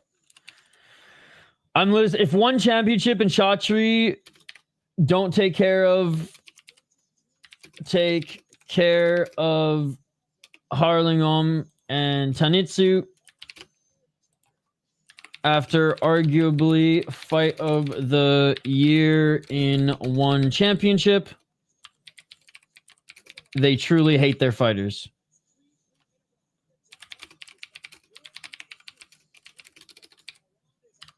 I was like, I'm shocked they got nothing.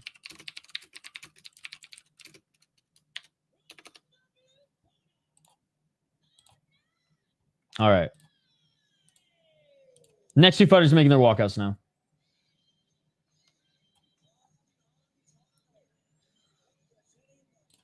That's a mental health awareness PSA from Hank every time you play that clip. The best. Yo, you just got slapped. Look, you just got smacked. Did that hurt? Fuck you bitch. Just caught you being a real fan is all I'm seeing. That's the last legit fight he can get in one. Then you're going to pull a Rico and rematch everyone 2 more times. Genuinely hate their fighters. And you wonder why they're going to send they ain't going to send you a care package. I'm just saying. I call it how I see it. Dude, they must be paying the MMA holes to get up this early. Straight up. Because they're out on the West Coast.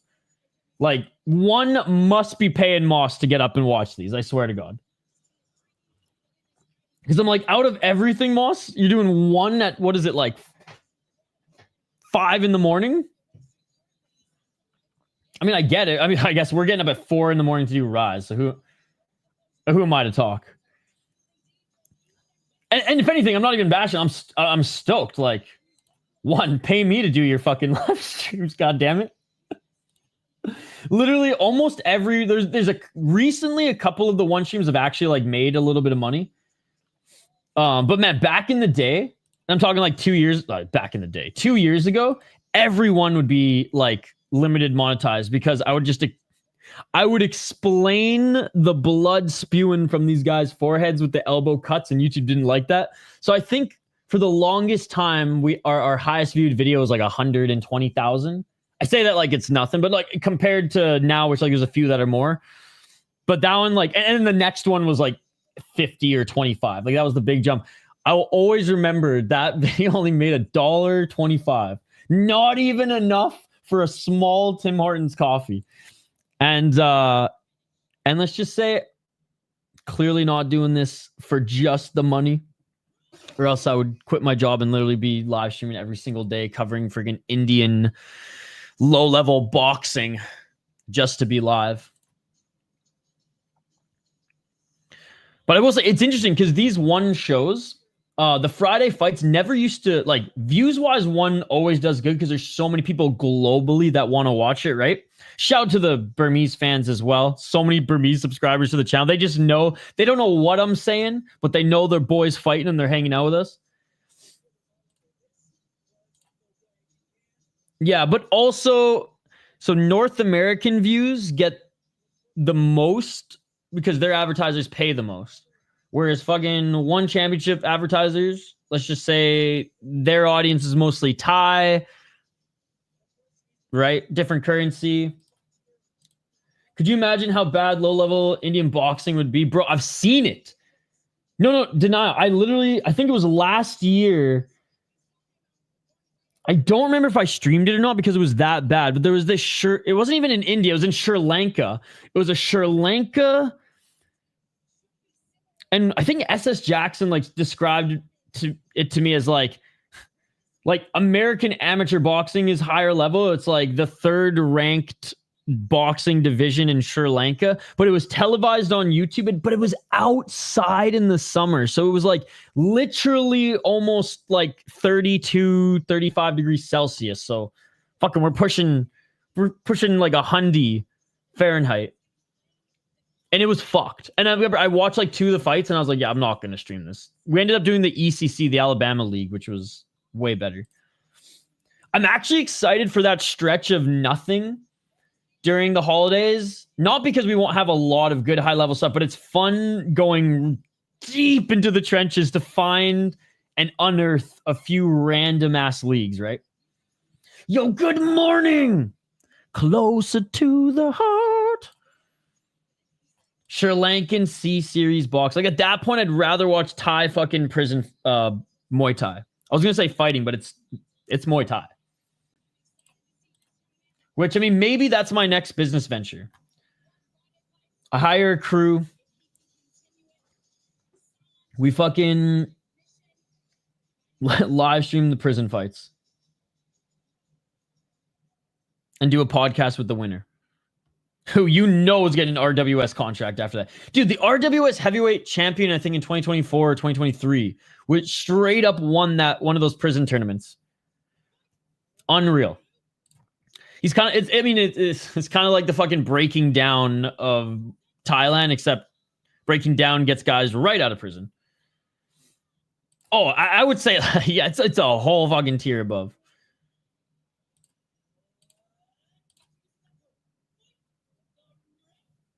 All right, let's go, guys. Let's go. Samanchai, 64-23, 26 years of age. 2-2 in the promotion, both, or 1 via knockout, 1 via decisions. Last 5 via knockout. Tamnanthai. Last name Lekfirsthouse. That must be the gym. A little bit shorter. He's gone 1-2 in the promotion. Lost in his last 5 via knockout in the first round. His only win has been a split decision. He's lost his other 2 fights via knockout. I'm going with the guy who strangely looks like Kleber from Rising. I'm going with Samanchai. Exit stage left. If you're really dedicated, you would get incarcerated and said facility and report live behind the scenes. I mean, potato at that point. You're probably eating just as good. 244. Haircut streak over. I don't even want a winner. I want 3-round banger. Walking forward. Tamnanthai, who's literally got my hairline. Oh, nice counter left by Tamnanthai. Tamnanthai looks like he just took off his suit at Samsung Thai headquarters. Threw on the shorts and is going ham right now. Low kick by Samanchai. What's a Thai phone company, guys? Come on, I need help here. Samsung is always my just fucking the one I lean on. But isn't Samsung fucking Korean? Nokia's fucking Japanese. 157. So this is why I get the dollar fucking per stream, guys. The cursing, the drug talk, and the non-Muay Thai calls. 145. The owner of the company, Native American fighter out of Bemidji, was locked up in Thailand for slang and blow. He did 7 years there. Bro, I got to interview him on the channel. Oh, high kick. High kick. By Samanchai knocks down Tamnanthai. Tamnanthai back up to his feet. Dude, I got to interview him sometime. Bro, I want to go up to Bemidji for some hockey so bad. Shout out to the Beavers. 120. Their facility's small, but it's beautiful. He refused to sponsor former fighter and now coach Tat Romero. Oh, nice. I'm guessing abuse is refuse. Right hand by Samanchai. Walking forward is Tamnanthai. Oh, left hook by Samanchai. Counter left hook by Tamnanthai. This is a friggin' brawl, ladies and gentlemen. 47 seconds remaining in this first round. Body kick by Tamnanthai. And Samanchai eats a right hook as well. Right hand by Tamnanthai. Dude, if it wasn't for the knockdown, Tamnanthai might have taken this round. But there's 28 seconds left. Can he get the knockdown? He is pressuring. Left hook by Samanchai. Tamnanthai looking for the right elbow. Doesn't land. High kick. 15 seconds. Oh, body shot by Tamnanthai. High kick by Tamnanthai. Right elbow by Samanchai. Samanchai misses with the right, or misses with the front kick. Eats a right hand. Freaking Samsung Thailand headquarters doing a great job here, ladies and gentlemen. And now we're going into the second round.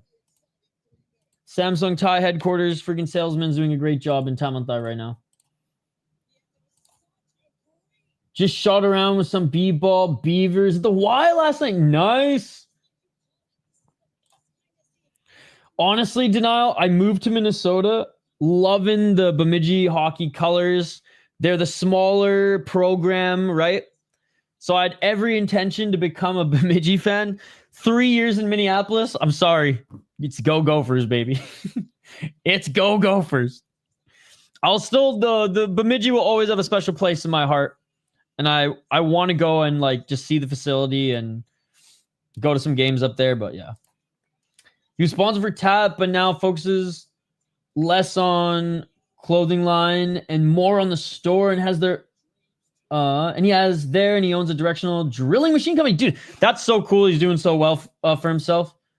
Fuck, I gotta try to get in touch with him. Kid was Duncan. He was pretty fucking good. I didn't get his name though. Fucking rights. I know, like, dude, the Bemidji fans are hardcore with their basketball. I think their volleyball team's pretty damn good as well. I'm not a big volleyball guy except for Summer Olympics, baby. Let's go. My dad's favorite sport too, he says. What a beauty. Front kick by Samanchai. It was John Morant. Isn't he the gun-tone Memphis guy? 226. Low kick by Tamnanthai. Oh, you know what's crazy? Denial. Oh, flying knee attempt by Samanchai. The guy's podcast who I work on here in Minnesota, he had on the San Jose Sharks nutritionist and one of their strength and conditioning coaches. And she used to work for the Wild and the Timberwolves for a little bit. And she said the biggest difference between dealing with hockey players and NBA players, she's like, are literally the girls. I was like, what do you mean? She's like, NBA players, you have to like keep secrets and like distract sometimes like two side girlfriends and or the wife from the side girlfriend. Whereas like the NHL players, like if they're single, they have a good time. But if not, they like 9 times out of 10 have married their high school sweetheart and have kids by the time they're like 23. And I was like, that's fucking hilarious.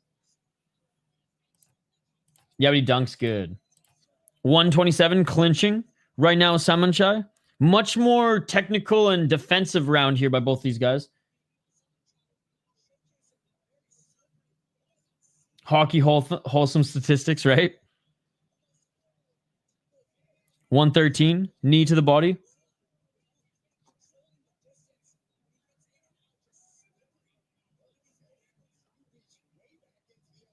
Walking forward, Tamnanthai. Tamnanthai eats a right elbow. Oh yeah, but motherfuckers hate on us, UMD and St. Cloud hard. They have small town pride for their mid-sized program, and it's dope, honestly. Yeah, man. Oh, hold on. You might actually appreciate this tonight. I know you're not a big hockey guy, but it's less about the hockey, more about the facility and community. Oh, high kick attempt by Samanchai. Tamnanthai caught it and threw him to the ground. So everything college hockey, they're a Minnesota media group. And they go around not only Minnesota college campuses and facilities, but all around the states, but with a special focus on the Minnesota ones. And they do like a little mini, like 8 to 15 minute documentary on all the schools. And their Bemidji one was awesome. Dude, Tamnanthai is winning the second round. Pressure, catching the kicks. Samanchai is still going to be up in this fight. It's not going to be a tie. It's going to be up by 1 point, but if Tamnanthai drops him at any point in the third round, it's over. And that is it for the second round. Here, I'm sharing it with you right in the chat now. Yo, thank you so much for the $2 in the granite.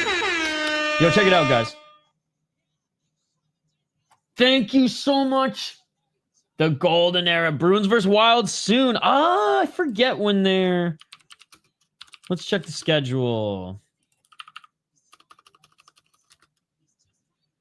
December 14th and March 28th. December 14th is in Minnesota. March 28th is in Boston. Thank you so much for the $2, my friend. Bro, NBA guys, all drama and hockey guys, no nonsense, so that adds up. That's true. 29-28. They have done UMD, by the way, and St. Cloud. If you just look up those schools. Shout out to the boys at Everything College Hockey. We've done some podcasting with them on the hockey side of things, and we've gone out for beers. They're good guys. They work their ass off, man. All right, round 3, guys. Let's get it all. I don't know, like this is what I say about hockey players tonight. Like they're very like regional MMA fighters remind me of hockey players. Like, just work your fucking ass off and the love for the game. Simple, for the most part, simple folks. Hell yeah. 237. It's just cool checking out all the... I think they did St. Thomas now, too, even though those preppy motherfuckers. It is cool to see a school that went D1 3 years ago already ranked, right? That is pretty cool to see. But, fuck them preppy motherfuckers. 215. Oh, a nice 1-2 by Samanchai. Samanchai needs a big round here.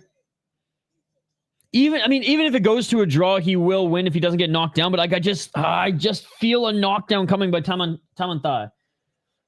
Royalty Kicks and Crowns is the name of the store Johnny owns. If you want to look him up and find him, okay, I will. Royalty Kicks and Crowns. I'm sure they have an Instagram or something. Oh, here's their website. Cool. Dope. I might need to get a couple hats.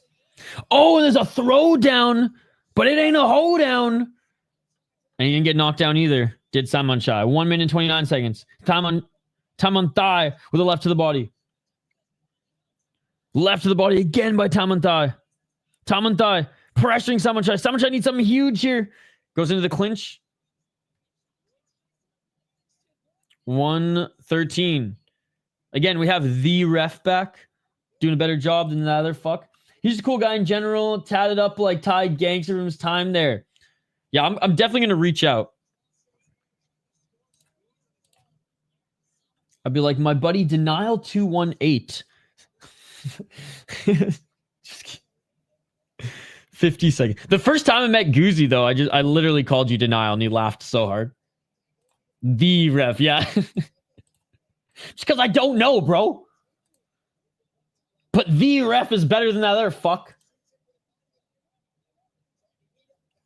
So my big issue with this ref is like sometimes a little too close to the action where like the fighters, which I don't know, where the ref might be in the way.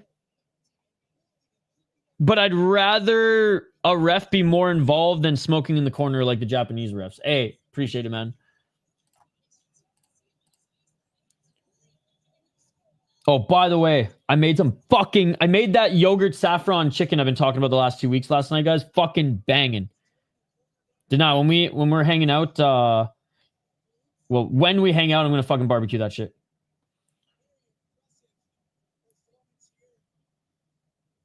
Oh, it looks like Skate's back. No hospital stream?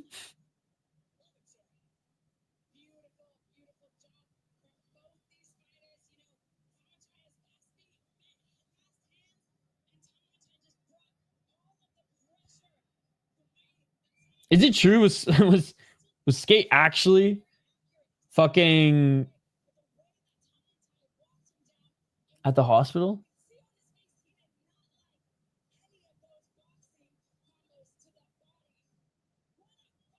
Who gives a fuck at this point? I want to try that recipe, dude. It's so good. Yep. Nice. How'd it go? All right, we're waiting the official decision. So I think Samanchai is gonna win. I think it's gonna be a draw, but Samanchai wins because he got the knockdown.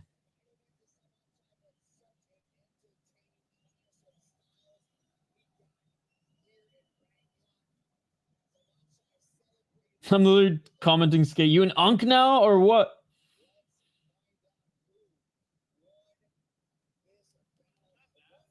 Gonna get a tie.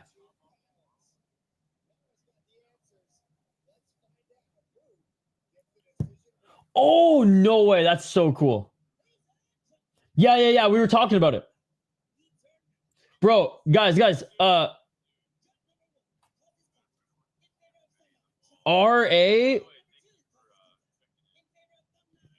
RA has Shogun's old Pride gloves with blood still stained on them.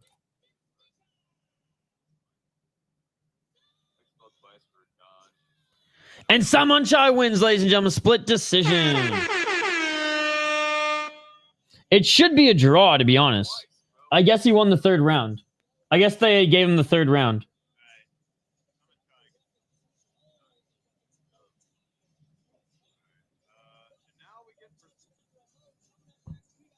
I will say, though, Skate can, for a non-Middle Eastern, he can grow a better beard than me, dude. Although I just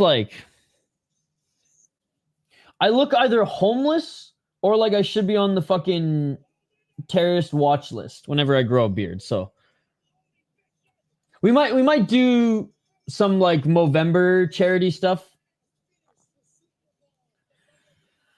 this year. Ugh. Probably will only make like $20, but I'm thinking I'll get one of those funny large checks anyways, Michael Scott style.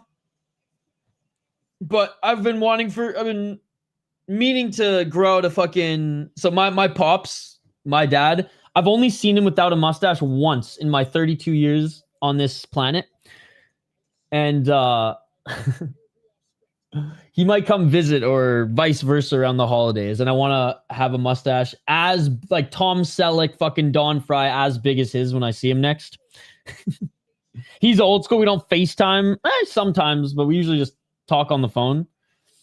And I don't think he's been watching. Sometimes he'll pop in the live streams for UFC or whatever incognito, but I think he's busy working now. But anyways, so may as well raise maybe like $10. Gone to the big store in San Jose. Thanks for the morning show. No problem, Wyatt. Middle Eastern Italian like me. No pap. It was weird. I remember I was a kid. I think I was like 8 or 9, and my little sister started crying. She didn't even know who it was.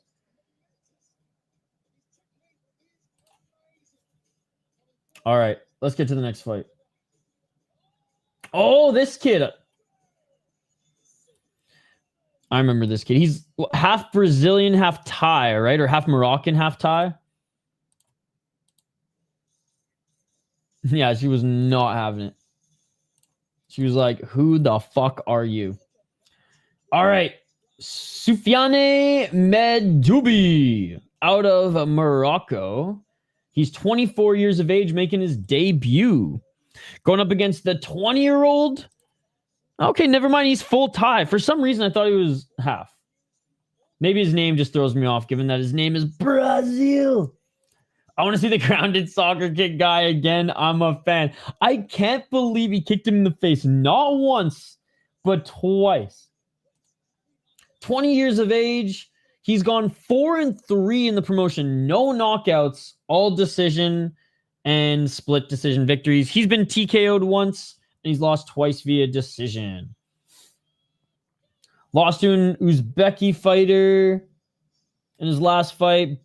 Beat a Thai before that. But yeah, doesn't have the power. Doesn't have the power to knock guys out yet. Let's see if he can maybe get his elbow and clinch game going. Mejdoubi looks tall and fucking lanky, by the way, guys. And this is 130 pounds is being contested at.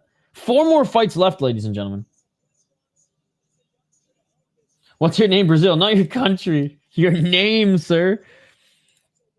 Brazil. In fairness, they all spell it with an S, not a Z or Z.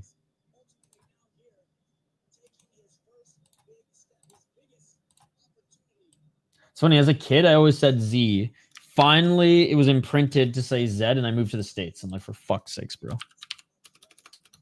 My brain's probably like, dude, we're done. We're done rewiring it. It is Z.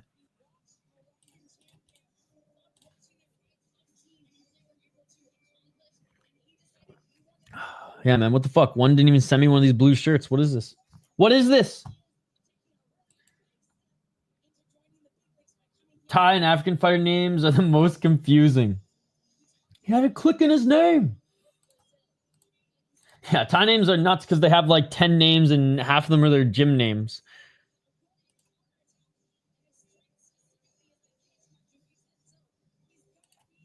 All right. About to enter the ring now.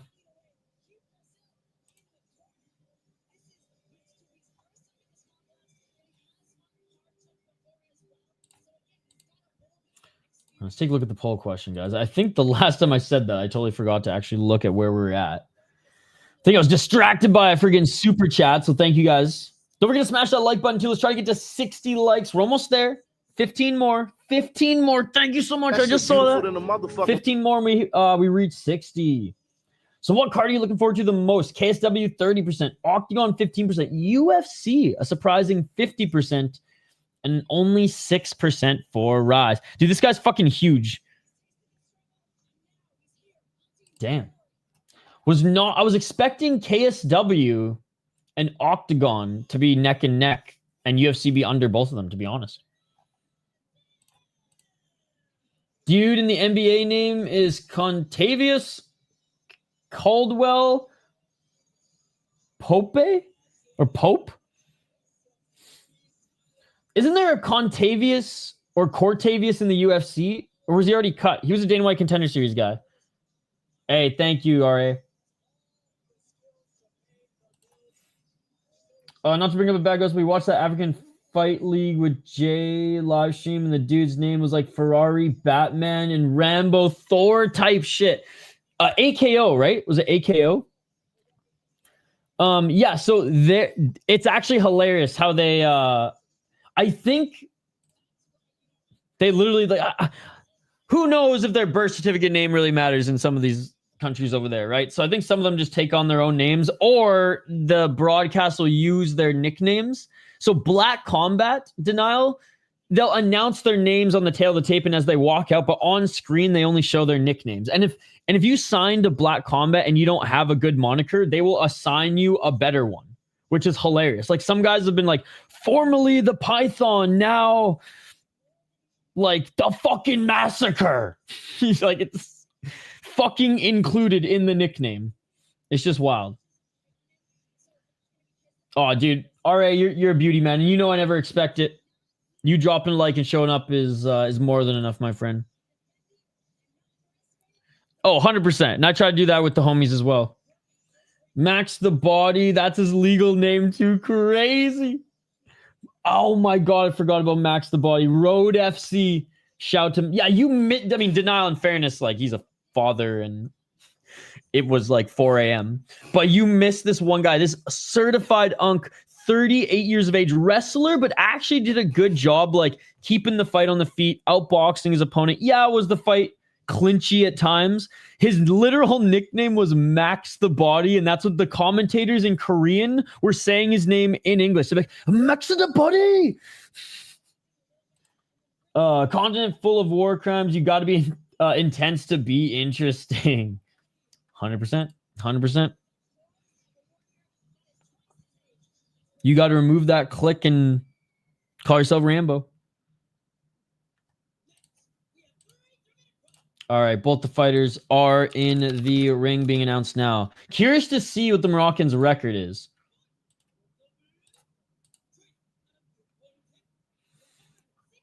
His psychic was bad and not suited for... Or his physique was bad. Psychic. Jeez. You get some more caffeine in you, why don't you? His physique was bad and not suited for MMA, though. His cardio was pretty good.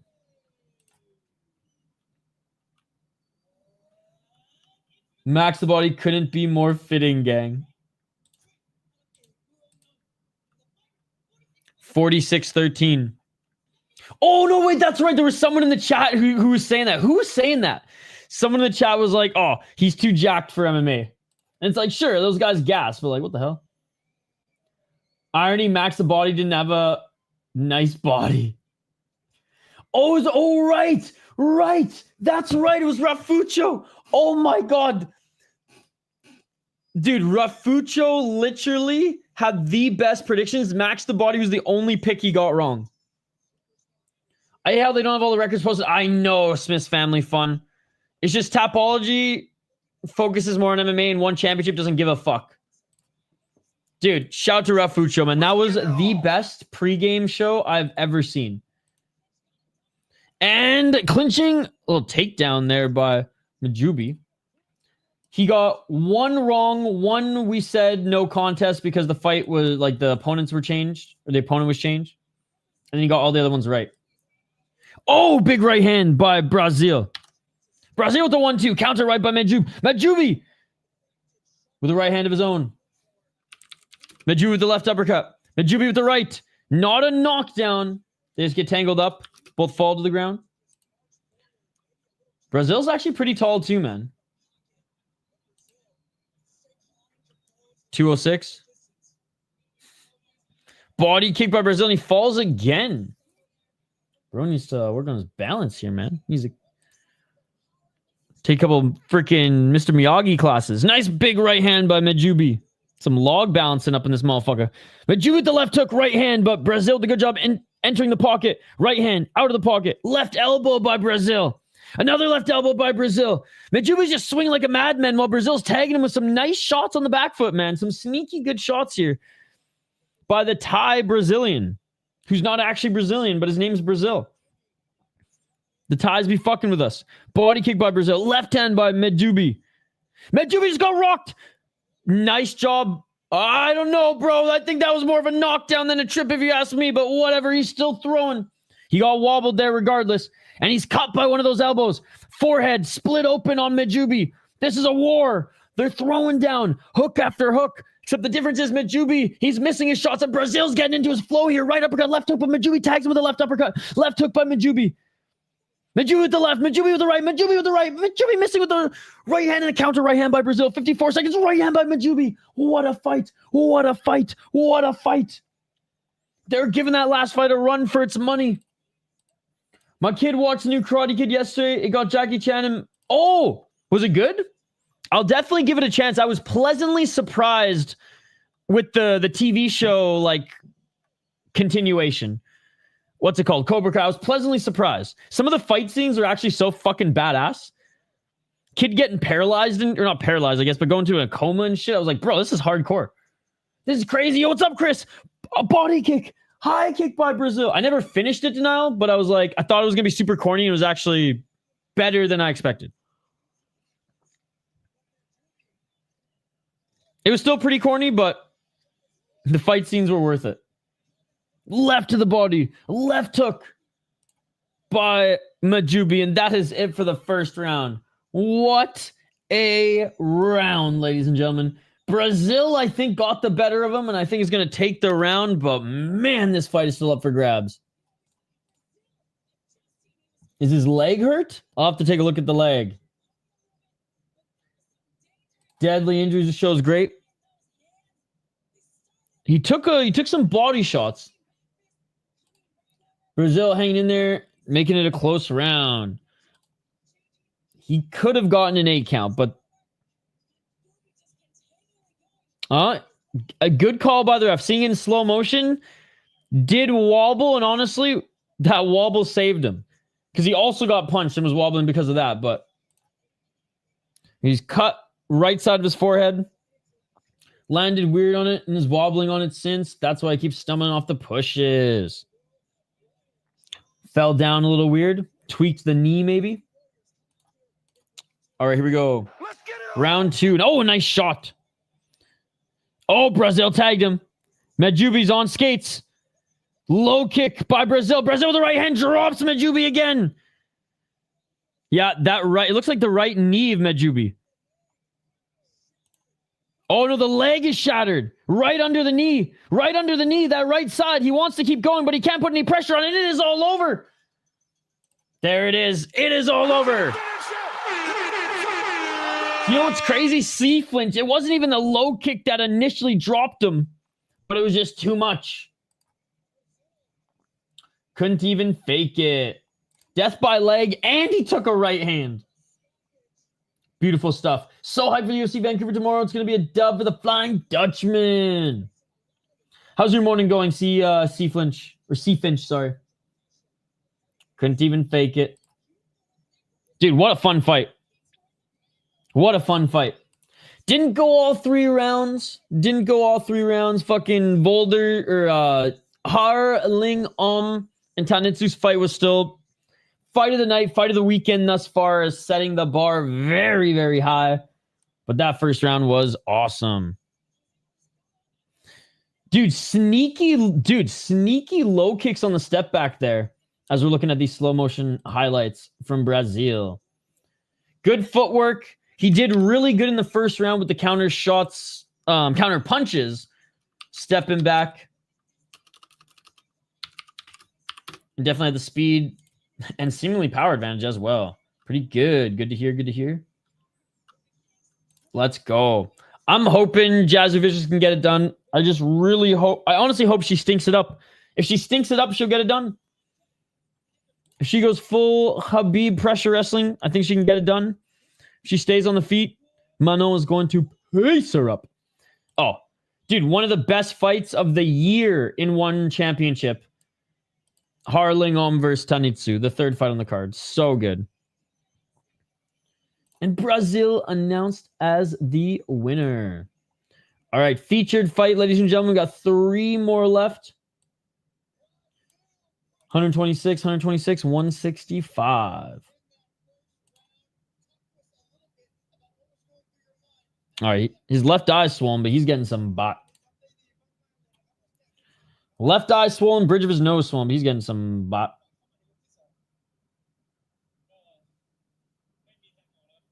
The Jasmine version of striking it up still more entertaining than Manon, but maybe I'm just biased. Entertaining has nothing to do with it. Manon's kickboxing and boxing it's levels above, dude. And I know, put it this way, I know Jasmine has developed a lot since the Tracy Cortez fight, but like Tracy Cortez pieced her up on the feet. And in the last fight, it was kind of weird. I expected Jasmine to do better in the grappling. And I think it was Knutson she fought. I don't know if it was her last fight, her direct last fight, one of her last fights. And Knutson actually did better in the striking, and Jasmine out-grappled her when I thought Knutson was actually going to out-grapple her and Jasmine was actually going to outbox her. No, sorry, vice versa. Jasmine did better in the striking than I thought, and Knutson did better on the ground than I thought. So it has definitely developed. I just think like Manon's bread and butter, her entire career has been takedown defense and boxing. Jasmine's tough to. It's just Jasmine is a different wrestling style than what's her name? Blanchfield.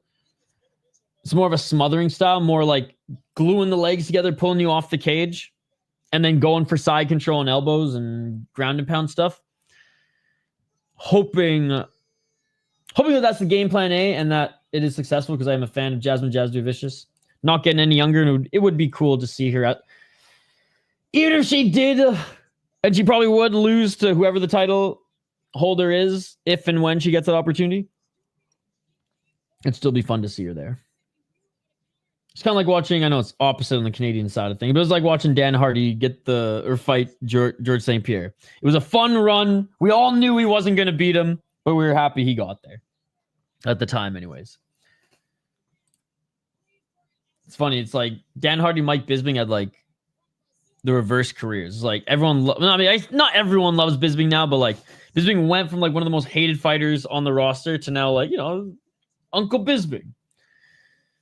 And Dan Hardy went from like the fucking underground scrapper that we love to now like the over pompous guy on YouTube. Which I still don't have a problem with Dan Hardy. Do I think sometimes he's a little too comfortable and doesn't practice much humility in the way he runs things down? Yes. All right, we have Lamsing versus Salomov in this next one, ladies and gentlemen. Lamsing, he is 29 years of age. He's gone 4-2 in the promotion. One knockout, one TKO, 2 decisions. Lost his last fight via decision. Before then, got a 3rd round knockout and a 2nd round knockout against decent competition. He's only really lost to good guys as well. Khasan Salomov. Oh, funky hat rule in effect. 19 years of age. He beat Brazil, right? So that says something. If Brazil is as tall and as fast as he is, and as powerful as he is, that win is aged well, even though it was a split decision. He also beat Petchakrit via decision. So 2 decisions, but against another top prospect. This being still lame. That's 2 times now. You never thought I would like Dan Hardy or Mike Bisping ever while watching their careers. I loved Hardy. So I said it was the opposite. I loved Hardy during his career.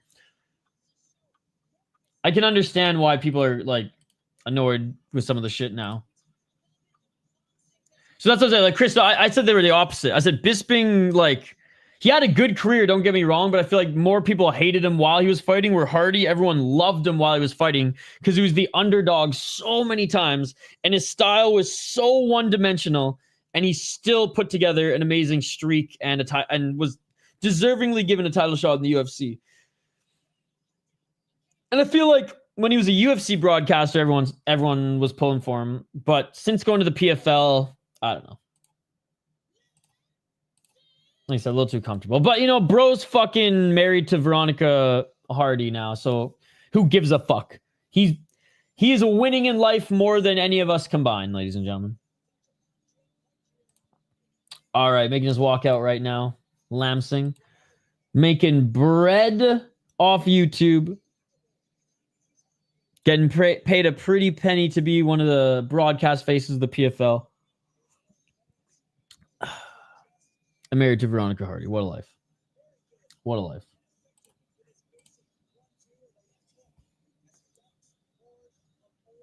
All right, who do you guys got in this one? Let me know in the chat. Is UFC still leading in the poll question? Goddamn. All right.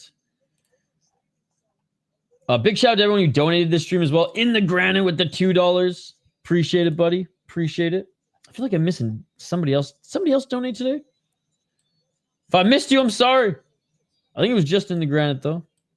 I know last night, Skate and Alina, Morpheus last week with the freaking 5 or 10 gifted memberships. Thank you, guys. Rebecca ain't too shabby. That is true. Rebecca! She is beautiful. That's very true. Him getting KO'd by my boy, the Natural Born Killer, was one of my favorites ever. Yeah, and I love Carlos Condit as well. And what a fucking nasty finish. Carlos Condit was like one of the best fighters in the UFC at that time. The GSP hump was just, it was a tough fucking mountain to climb, man. And only juiced up Johnny Hendricks, in my opinion, was able to, well, and Matt Serra. Dwarf Matt Serra and juiced up Johnny Hendricks were able to climb it. Serra sprinted up, though, and then passed out at the top.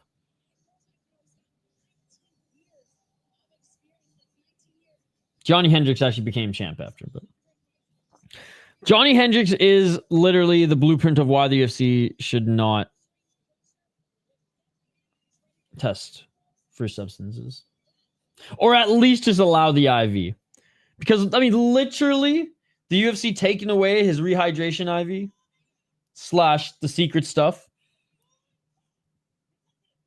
ruined, not only just ruined his career, which whatever. I shouldn't say it's not whatever, but like from like the UFC point of view, man, like he was a star. He was nonstop banger. But you know what? They did feed him to the Paulo Costas. They did feed him to young names. I think there was some other up-and-comers at the time they fed him to. I fucking loved Johnny Hendricks, man. I know, didn't follow the Dolce diet at times. Bong-ripoo! Maybe we'll do some push-ups after this fight. Carlos, one of those rare fighters. I can always go back and watch his fights and be entertained. So, yep, the Natural Born Killer is probably in my... If I were to make a list, which is so tough, of my top 10 favorite fighters, he would 100% be on that list. I have no idea where, but he would definitely be on that list. Maybe even in the top 5. Oh, there's some heat here, baby. Oh, we have shit ref again. Fuck you, you piece of shit ref. You belong in a nursing home. And you should be... The only thing he's good for is spoon feeding Cristione his applesauce. All right, round 1. Let's get it all. Oh, and a takedown by Lamsing, ducking under the high kick of Salomov. They're back up to their feet. 1-2 by Salomov. Salomov going right for the clinch and knee again. Right elbow by Lamsing. Front kick by Salomov just out of range. Right elbow by Lamsing. Lamsing eats a spinning heel kick by Salomov. Salomov back in the clinch. Salomov looking for the trip. Salomov with the low kick. Eats a right hand by Lamsing. Salomov looking for that front kick again. Swing and a miss. Clinch. Left hand by Salomov. Knee by Salomov. 2-13. Salomov not very technical, but swinging shots here. Lamsing having a tough time getting into the pocket. Low kick by Salomov. He's got good head movement. Ducks under shots. Hard to read and then clinches. And the ref hasn't had to separate them much just yet. 155. Oh, big right hand by Lamsing. Lamsing with the right elbow. 1-2 and low kick by Salomov. He's got that speed. You can't clinch like that, though, bud. Yeah. That's some MMA shit right there. Low kick by Salomov. Salomov throws a kick, ducks, then comes right back into the pocket. Front kick by Salomov. He wants that Anderson Silva victory. Nice right hand by Lamsing. Knee to the body by Lamsing. Let's go. 10 more to 60, baby. 10 more to 60. That shit beautiful than a motherfucker. 118. Low kick by Lamsing. 110. Front kick by Salomov. Oh, right hand by Lamsing.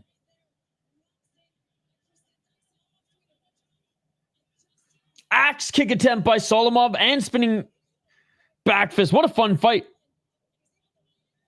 51 seconds. Right to the body by Salomov. Left hand by Lamsing. Lamsing looking for that counter left. Oh, 1-2 by Salomov. Nothing really landing clean, though. 38 seconds. Oh, right hand by Lamsing. Knocks down Salomov. Salomov back up to his feet. He's saying he's okay. Sat him down. He's 19. He can recover quick. He's saying, man, whatever, bro. Big right hand by Lamsing again. 15 seconds. That was a hard shot, though, man. 115. That's what it sounded like coming through my speakers. And I got the volume level on 1. 10 seconds. High kick by Salomov. Low kick by Salomov. Salomov might have won that first round, too, if he didn't get knocked down. But there it is. That is the end of the first round. 10-8 for Lamsing. Is the funky hat rule going to be broken?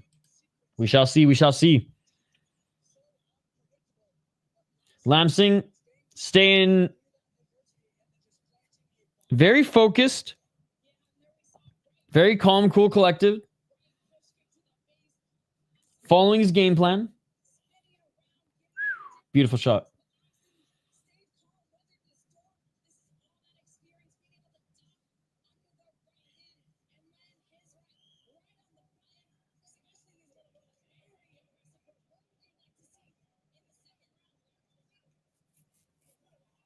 All right, here we go. Back at center.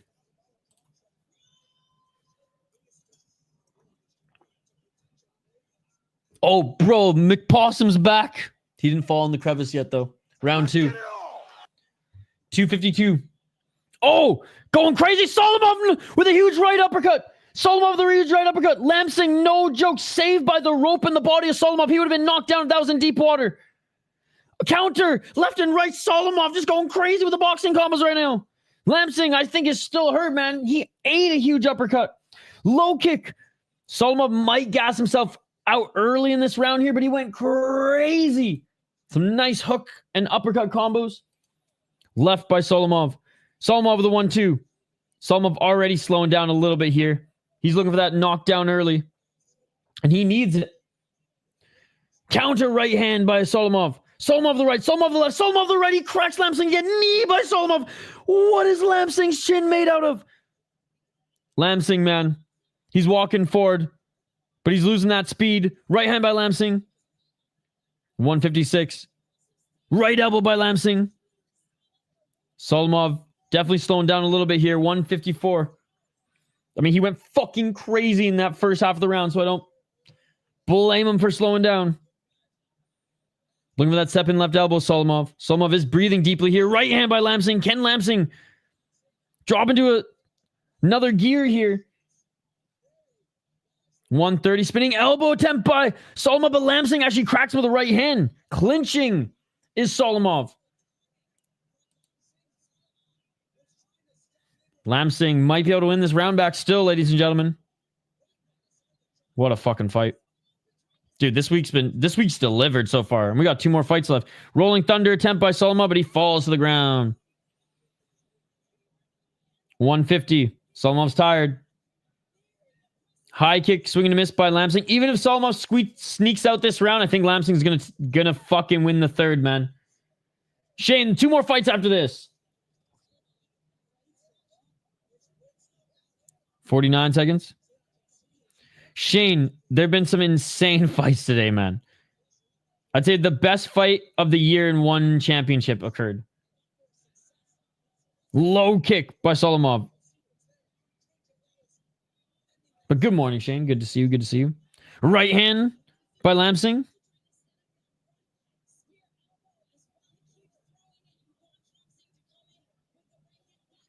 Walking forward. Lamsing. Body kick by Salomov. High kick by Salomov. Low kick by Salomov.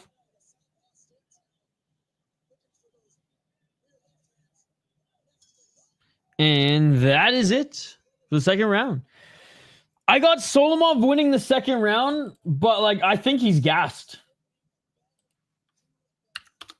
And anyway, so I think 10-9 second round Salomov, 10-8 first round for Lamsing, and I think Lamsing's going to do it here. I think Lamsing's going to win the third. We'll see how it plays out, but Salomov, what he did in the beginning of the round was more than enough runway, especially because he just kind of coasted the last little bit. But what that coast did was allow Lamsing to at least get his fucking wits back, you know? What a fight. What a fight, man. Guys, I don't have to make more coffee after this. I've been talking more than I've been drinking, so I'm going to microwave this bad boy quickly after this fight. It's got to keep that forward pressure. Yep. Let's get it on. Round 3. Oh, and there it is early. Forward pressure by Salomov through a spinning heel kick. Didn't land. 1-2 by Salomov. He's doing exactly what he did in the third round, throwing heat here early. Spinning heel kick, swing and a miss. Low kick by Salomov. Salomov the 1-2. Salomov the left. Salomov the right. Can he hurt Lamsing enough where Lamsing can't catch up in this third round? That is the question. Salomov needs a knockdown here because even if he wins this round, Lamsing still will win because he has a knockdown. High kick by Salomov.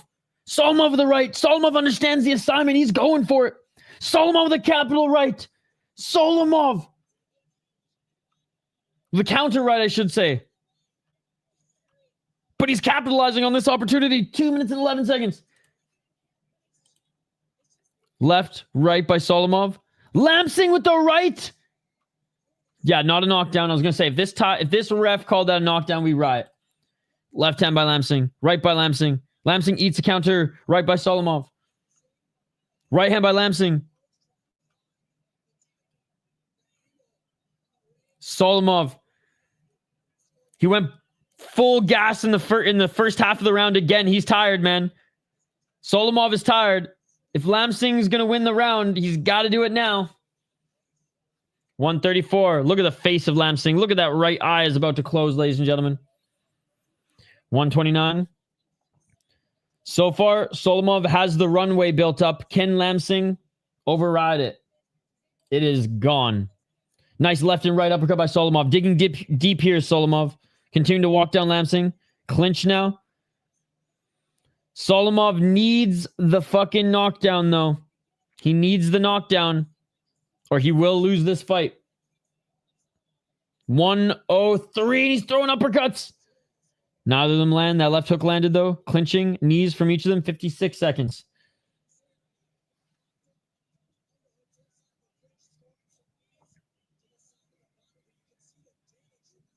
$45. It was from the heel kick, man. The eye is swelling up from the goddamn heel kick. Lamsing has an iron chin, I will say. Right hand by Salomov. Because the abuse he took in the second round, not to mention the kick here in the third. High kick by Salomov, spinning back fist follow-up. Lamsing dodged both. 25 seconds. Solomov's going to win this second round and ultimately tie the scorecards. But Lamsing got the knockdown, so Lamsing's probably going to win. Knee to the body by Salomov. Salomov, what a third round and what a second round. This kid's good, man. The one chat is all the profile handles like these streams used to be. Wait, what? The one chat is all... Oh, interesting. Interesting. Draw, surely, yeah. But in one championship, if it's a draw, whoever got the most knockdowns is the winner. But yeah, great second round and third round by Salomov. Lamsing, though, that knockdown in the first round is going to win him this fight, man. And he's tied, so the judges are going to give it to him regardless. But Salomov's good. 19 years of age. I don't give a fuck if the decision is rigged. Dude, not one single fuck. Wait, what the hell?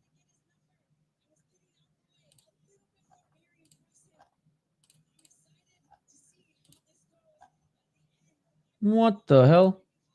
Oh, there we go. I don't give a fuck if the decision's rigged! That spinning kick was beautiful. I can't believe he didn't knock him out.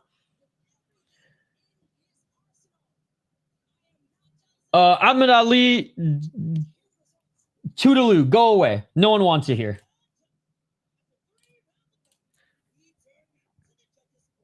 It's Muay Thai, buddy. You know what you're getting into. Has nothing to do with one championship. I mean, I guess a little bit, but...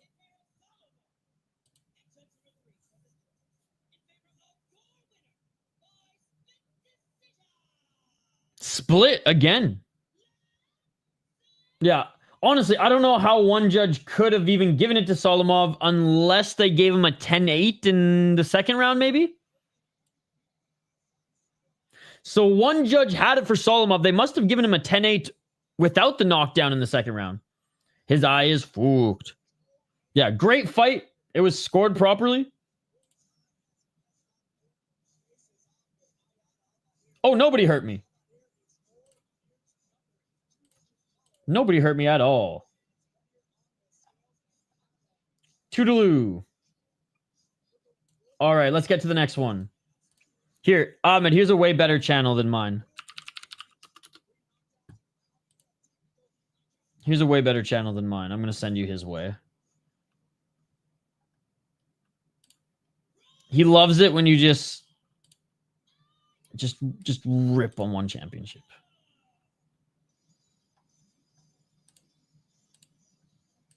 Spam shot your jail.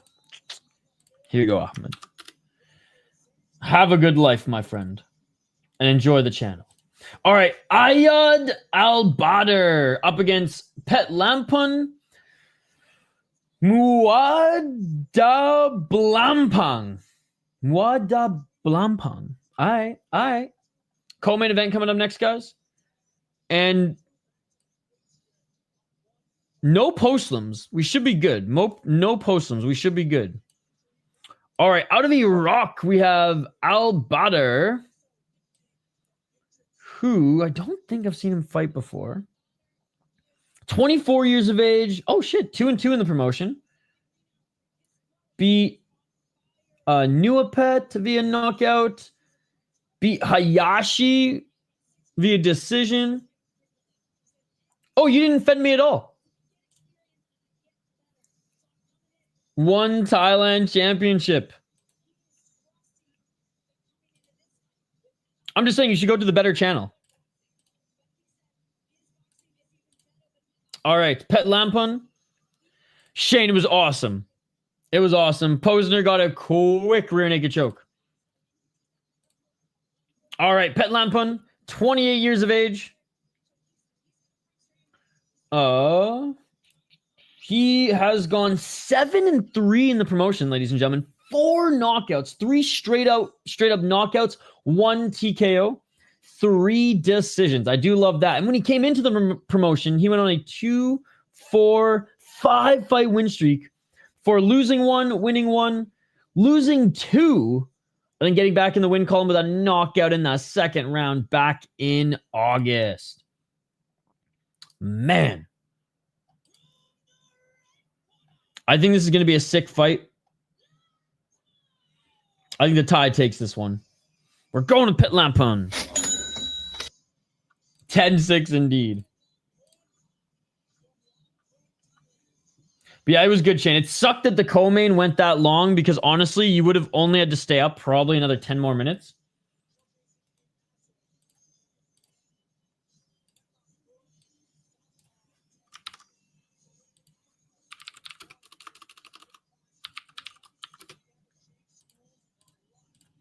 All right. Who do you guys got in this one? Don't forget to vote in the poll question. Smash that like button. Let's try to get to 60 likes. I think we're getting close.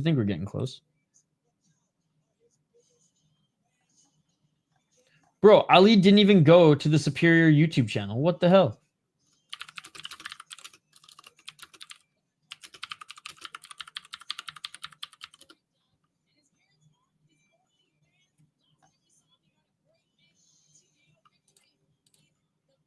I'm fading. It's 3 now. Bro, 2 more fights. You got this. See, again, these shorts would have been dope if they were just one single fighter shorts. But the fact that everyone has them, annoying as hell.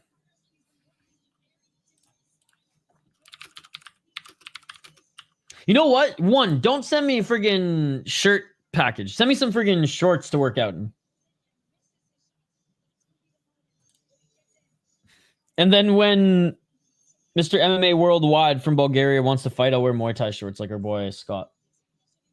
Or Andrew, sorry. Although I'm sure Scott's fucking scrapped in some Muay Thai shorts as well. Ain't that right, Scotty? Scotty might be just listening right now as he's working. I bet Scott's listening right now and is just like did a fist pump because we like gave him a shout out. The green leaf ones are mad. All right, both fighters are in the ring.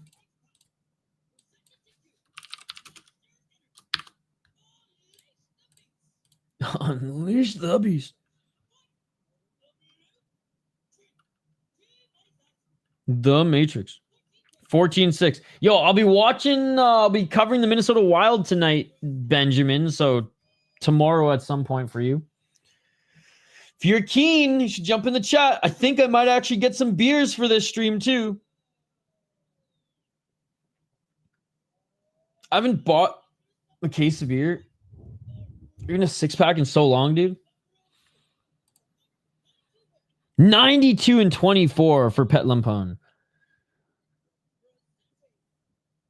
That's regular season, right? Yep, the regular season just started. This is game 4 or game 5. Dude, the schedule's so condensed because of the Olympics. It's insane. So the Wild played Saturday, they played Monday, they played Tuesday, they play Friday, they play Saturday, then they play, I think, Monday, then Thursday. They get a little bit of a break, but it's just insane, the schedule. All right, round 1, but that's the entire NHL right now. Condensed schedule due to taking a huge break. Low kick. Oh, fuck. I might have to refresh my page here. This, my program's tripping out.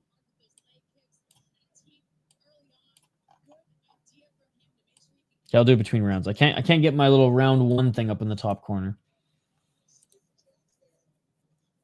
Yeah, ton of back-to-backs. 2:30. It's going to test the goaltenders in particular this season.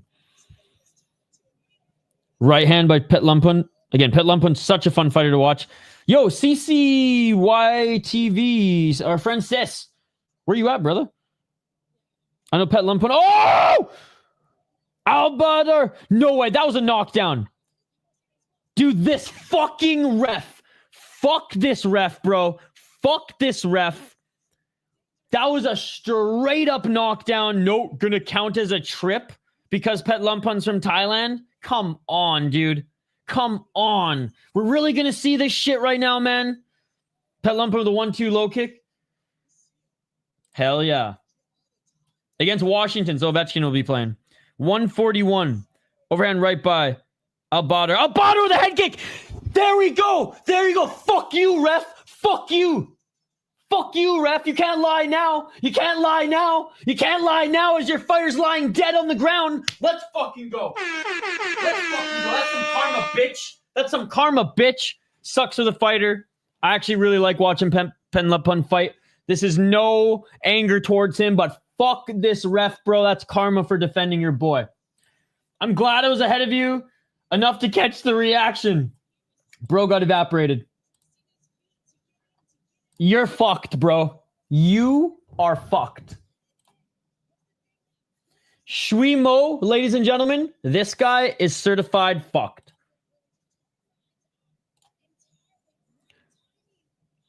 That ref is bad. One Friday Fights is awesome. You know, it's weird that like people come in during One Friday Fights to rip on one. You can rip on the refs. You can rip on the judging. We know what we're getting now. Ripping on like the MMA is, you have a lot of ground there, but ripping on the Friday Fights, man, it's one of the most entertaining shows on the planet.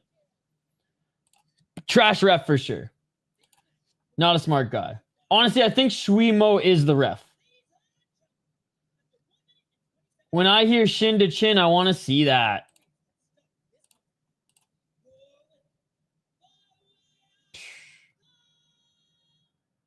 No, he got a knockdown. If anything, dude, denial. I would say, if anything, it was fuckery that this guy won on a judge's scorecard. No, he's not a casual. If you think he's a casual, then you don't know mixed martial arts. You can type. I'm just saying, you're way too smart for this channel, man. and that you should go to you know what, I'm gonna give you another channel. I'm gonna give, since you asked so nicely. You're too smart for us here, buddy. You're too smart for us here. But no, Salomov, he won the second and third round, but Lamsing won the first round and got a knockdown. So 10-8 to 2 10-9s plus the knockdown. He rightfully won. However, one judge did give Salomov a 10-8 in the second round for just how dominant he was. And like, fuck it. Fair enough. Okay, here's a non-casual channel, since you don't like the casual channels.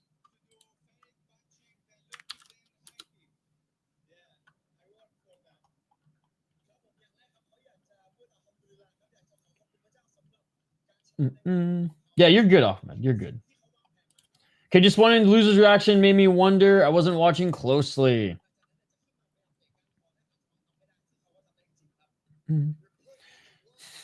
He's attacking my family.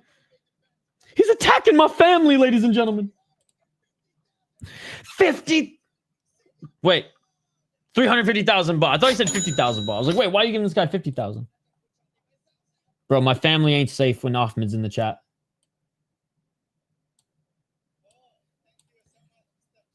Ahmed, who do you have winning this main event? You can speak English. Who do you got winning the main event, Ahmed? Are you going with the Burmese fighter that literally half our viewership come to see? Or are you going with Tengnueng Fairtex? I'll extend the question to the rest of the chat. Who do you guys got in this one?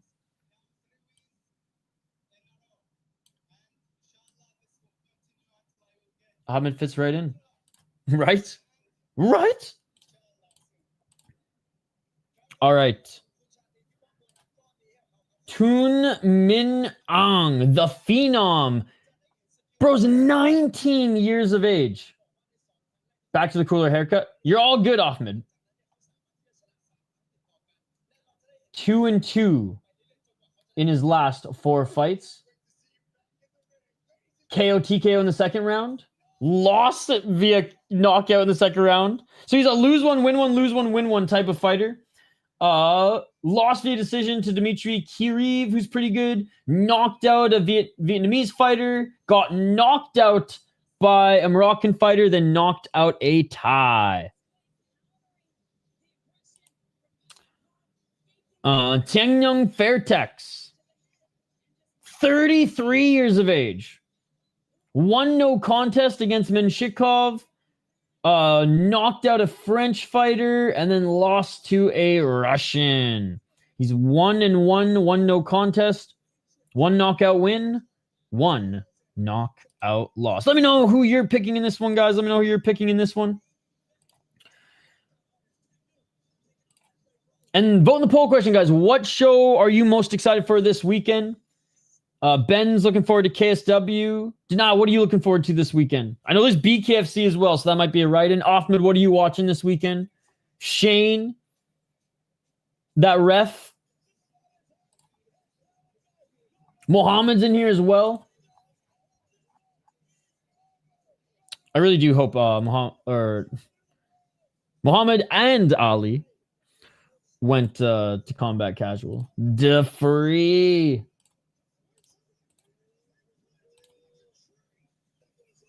All right. Main event of the evening. The fighters are about to make their walkouts here. I'm going to warm up my coffee for this last fight, ladies and gentlemen, and then we'll get right into the play-by-play commentary. Shane, I'm watching the Raptors at 4 today. Let's go, Shane. Hey, Shane, when the Raptors game wraps up, you can come say what's up to us at the end of the Soda Pod stream.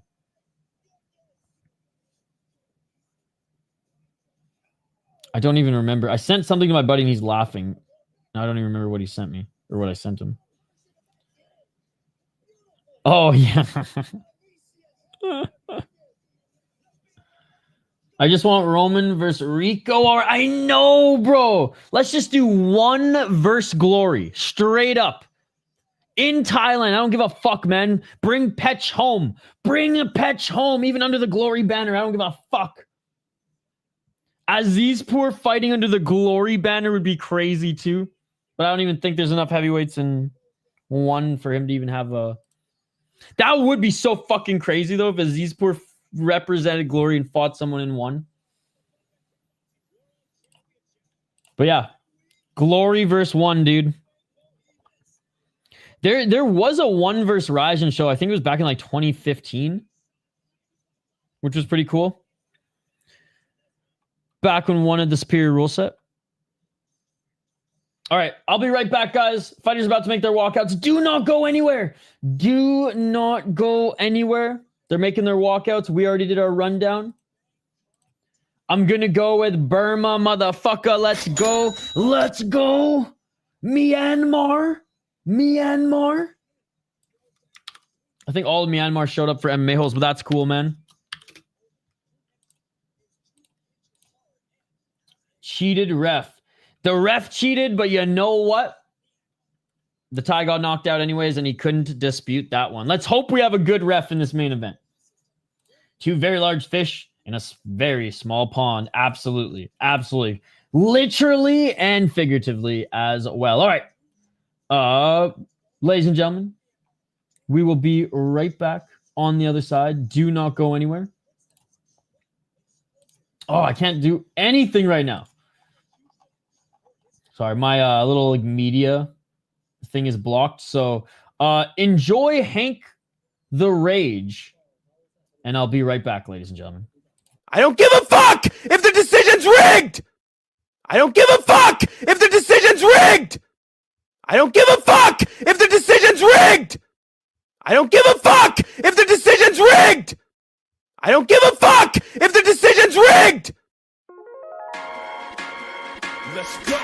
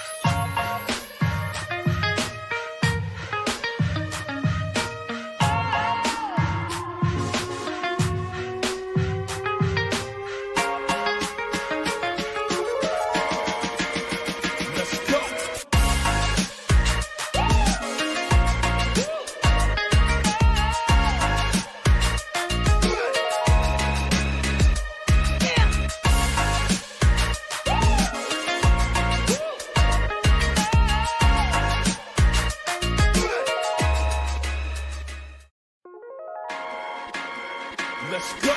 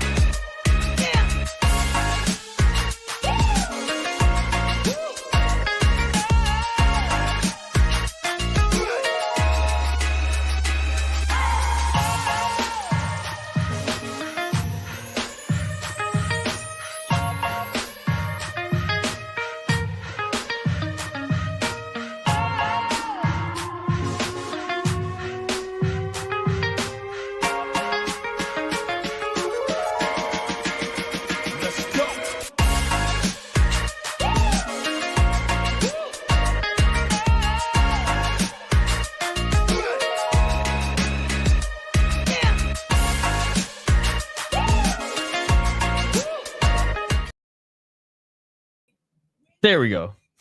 And we are back, ladies and gentlemen. Smooth transition there. Smooth transition. This got to start. I'm leaving Awakeness all in casual chat. Dude, let's go, baby. Let's go. We are back, ladies and gentlemen, for the main event here. Who do you guys got in this one? Tengnueng Aung, the Phenom, 19 years of age. He is 2-2 in the promotion thus far, coming off a massive knockout to Petlampun Sports School. Straight up. That is his name.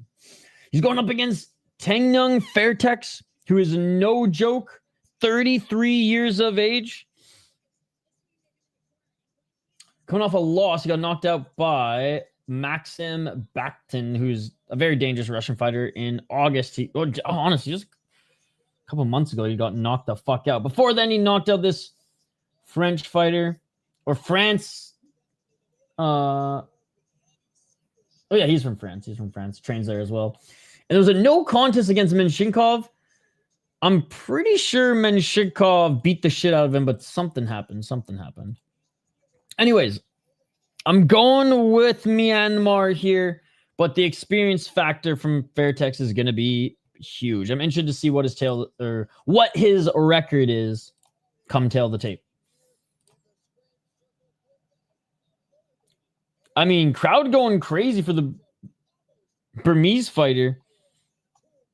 I think they're just excited for this main event because the Thai hasn't even made his walkout yet. And everyone's already losing their mind. All right, here we go. Last fight, main event. Last stream on the channel today. I will not be covering Fury tonight, guys. But I will be covering some hockey on my second channel. We'll go over it all after this fight.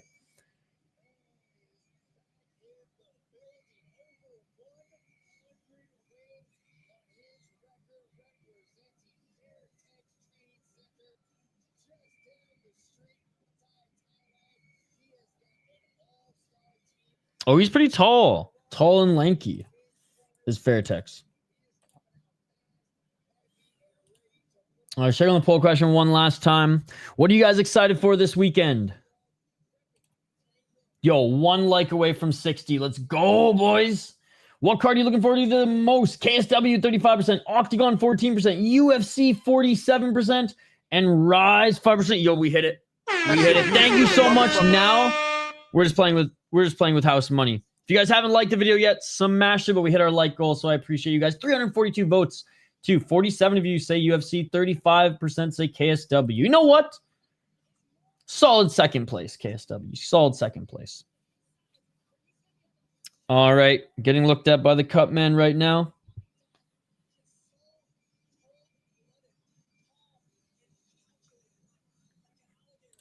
Is Fairtex. I imagine. Are we seeing walkthroughs in the main event, or is it always the featured fight, like 4 or 5 fights into the card? All right, they're saying he brings so much experience. I mean, 33-year-old Muay Thai fighter is like a fucking 40-year-old hockey player.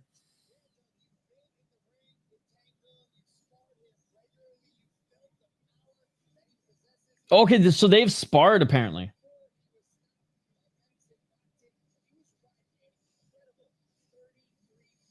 33 fight win streak before his last loss. Damn.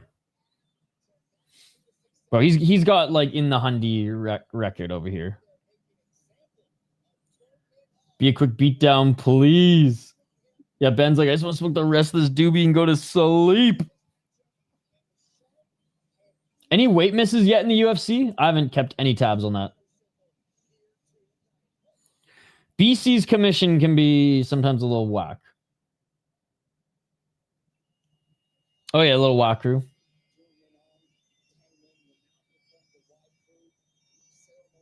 All right, who's got the better death dance?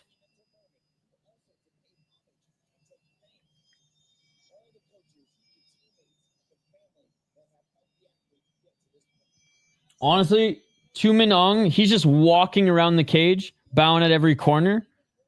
2 knees at every corner. So, dude, Aung's looks less like a death dance and more like what goalies do in hockey, tapping the post saying, thanks, bud.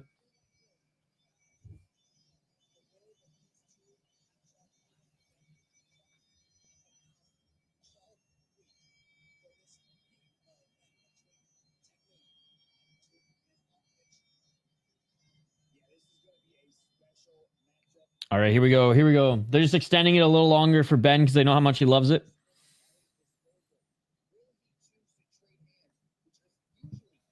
Here we go. They're about to announce them now. Again, big shout out to everybody in the live chat. I appreciate you all. Round 1 coming up here. They're just about to announce them, and then we get to the action. What a fun card, guys. What a fun card. Potentially fight of the year for one championship featured on this card too. Gotta love it.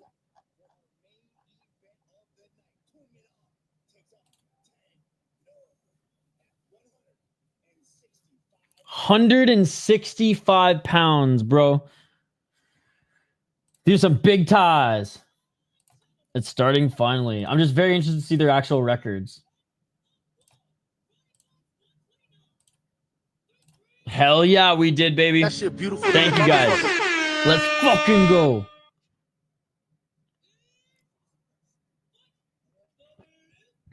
Shit, he fights out of a gym called Lethway Fight. This guy's badass. 45-2 at 19. Again, 160. Taps his elbow twice, his knee once, and goes, here we go. Up against Aung in Thai years. Tengnueng. Go Myanmar. Lethway Valtudo headbutts. We saw a headbutt last night in BFL. Guy got a point taken away. Still ended up winning the fight. Tengnueng. Dude, some girl in the crowd is going crazy for some Tengnueng.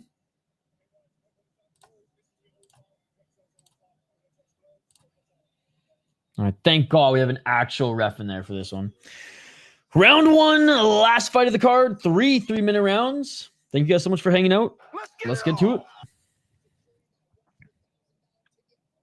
And this is for the contract.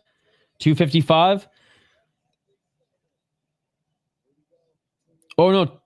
This win will get them in the finals for the contract. 244. Body kick by Thunminong.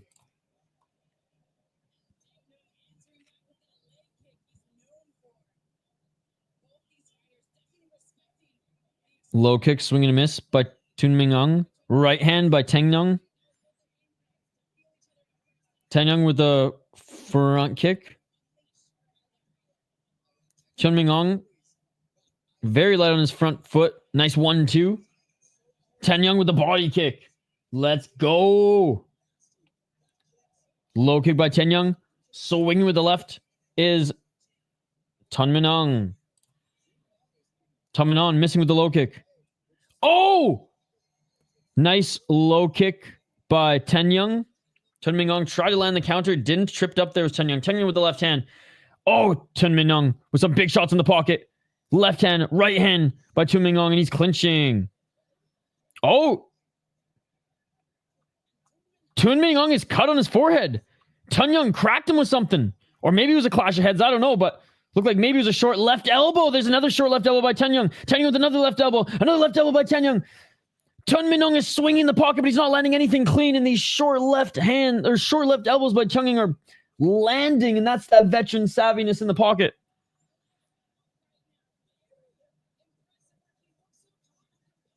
And the doctor's coming in to take a look at that cut. Holy. Dude, those short elbows were so nasty.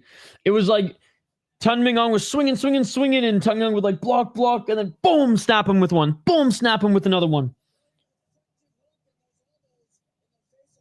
All right, but we're back at it.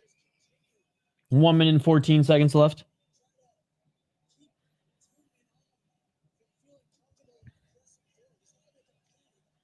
Thunminong walking down Tengnueng. Tengnueng waiting to counter.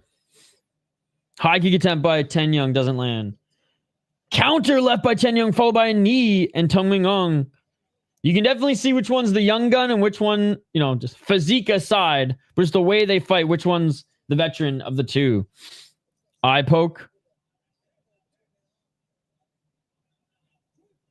All right, he's okay. We're back at action.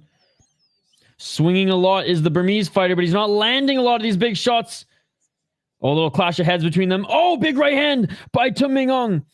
And Tengnueng and him clinch. That cut is open wide. I think they bashed heads there by accident. But that cut is a wide open on Thunminong. And he's leaking like a faucet. 21 seconds.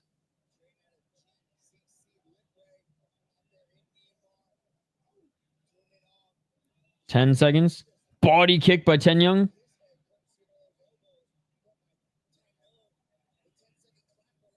Final 10 seconds. Way too timid now is Tengnueng. And that is it for the first round. Fuck, bro. He threw a lot, but he didn't land a lot. Tengnueng didn't throw a lot, but when he threw, he did damage. I got to give the first round to fucking Fairtex, man. Now, Uncle might slow down here. He's 33. I guess he's still not a certified Unk, but he might slow down here. God, those elbows, man, are so nasty. And just the little things like that knee in the clinch there as he baited him in, brings him into his right side, and boom, knee right to the body. That's some schoolyard fight shit right there. Oh, hell yeah. Guys, right after this stream, go check out Exploring the KA with RA. Go check out his channel. He'll be live on his podcast today. Frank Jacob. Okay, I'll fire it up. I got some editing to do later and some mindless fucking work to wrap up the week. So I'll fire it up in the background. Oh, big left by Tengnueng. 241. Clinching, back at center. Oh, exploring the Ka with Raw. Got you. That makes way more sense. Body kick. I've literally said it every other way. Oh, nice knee by Tengnueng. Tengnueng with the left hand. Dude, that veteran savviness is on full display by Tengnueng right now. Left, right uppercut by Tengnueng. Ducking under that left hand by Tengnueng. 202. Tengnueng. Still walking forward by Tengnueng. Just, man, he's just so calm, cool, collected right now, and his counters are just on point, man. 2 minutes left in the second round. Ref is warning them. Nice left hand by Tengnueng. High kick. Tengnueng swinging and missing. Tengnueng cracked him with the left hand. Tengnueng with the right hand. Clinching is Tengnueng. Tengnueng, man. He might take this round. Continuing to press forward, and he's being more the aggressor overall. Swing and miss with the 1-2, and they're back in the clinch. I think Tengnueng might be gassing, bro. Step and knee, let's do it. Tengnueng now, taking away all space from Tengnueng. Left hand by Tengnueng. The game plan for the rest of the second round is going to be Tengnueng trying to land something good, entering the clinch because he knows Tengnueng is going to clinch him. There's another 1-2 by Tengnueng. Nothing really landed, though.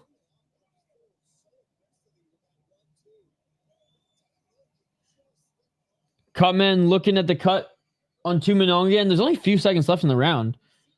But I guess stop in action. May as well check on it. Literally just clearing the blood out of his eye so he can still fight. Or we're back at it. I think there's like 50 seconds left. Maybe even less.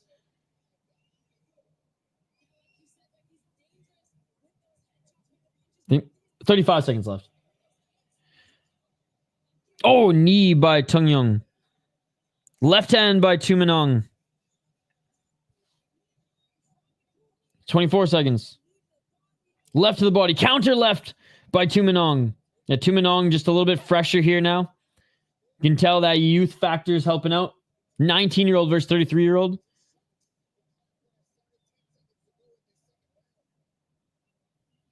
Final 10 seconds, round 2. I got it 1 round apiece so far. That's it for round 2. I got it 1 round for Burma, 1 round for Thailand. Round 3, I think, will be the tiebreaker. No knockdowns yet for either of these guys, so this is the big round. This is the big round. You two, nice. Ooh, the nice knee. 160 pounds. I mean, this guy's fucking huge. 90. He's only going to get bigger. That's what's crazy. 1-1. Yep. 1-1, no knockdowns. Guys, there is some dope fights tonight. Fury FC tonight. Highly recommend you check it out. I don't think I'll be able to sneak it in today. I'm way too busy, and then I got a commitment on my hockey channel, but we'll go over all that in a moment. That's my weight, 5'9", 160. For Thais, it's pretty big, but he ain't from Thai. He's from Myanmar. He's not from Thailand. He's from Myanmar.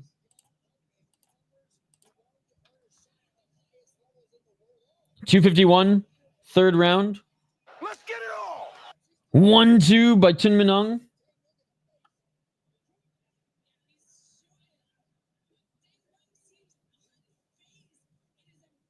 $237. Oh, big left hand by Tengnueng. Whoever wins this round wins it, guys.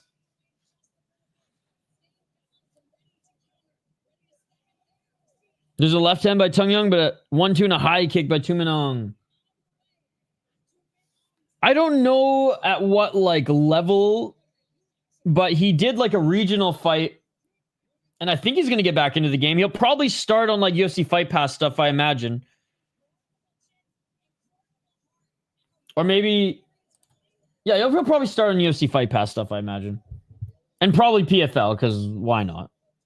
It's their show. He's part of their thing, but he's going to have to get some reps in some smaller leagues again because he's just been out of it for so long. 147.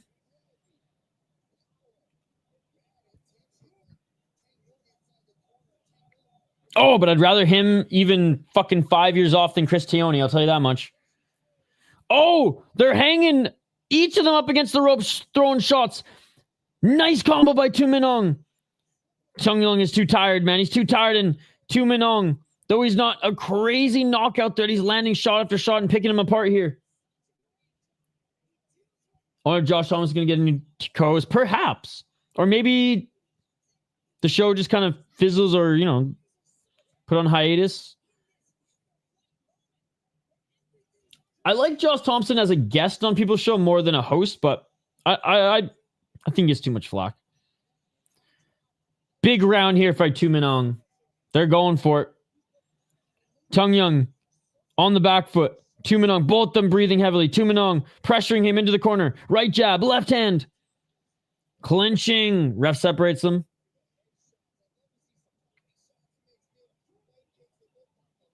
$35 seconds. Back at center. Tengnueng pressuring him forward into the corner. Left hand.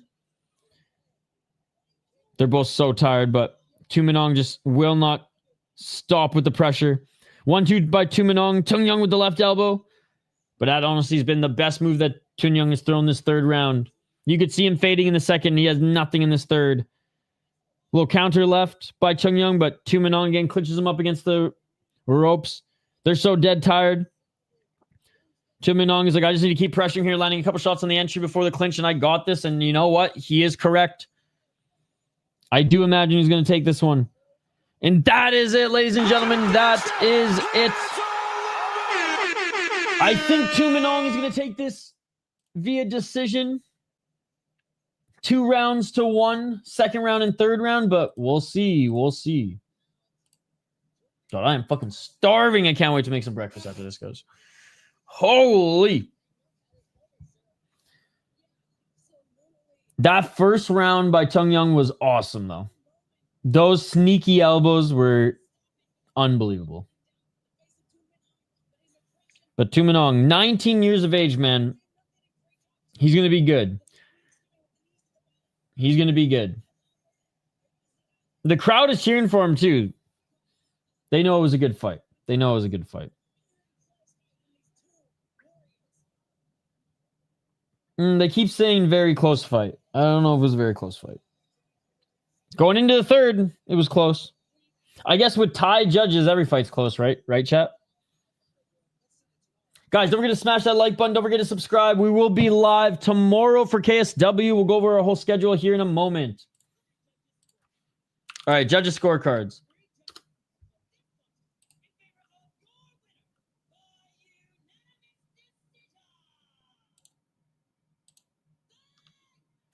fuck. Oh. All right. Tengnueng wins unanimous decision. There always has to be one, right, chat? There always has to be one.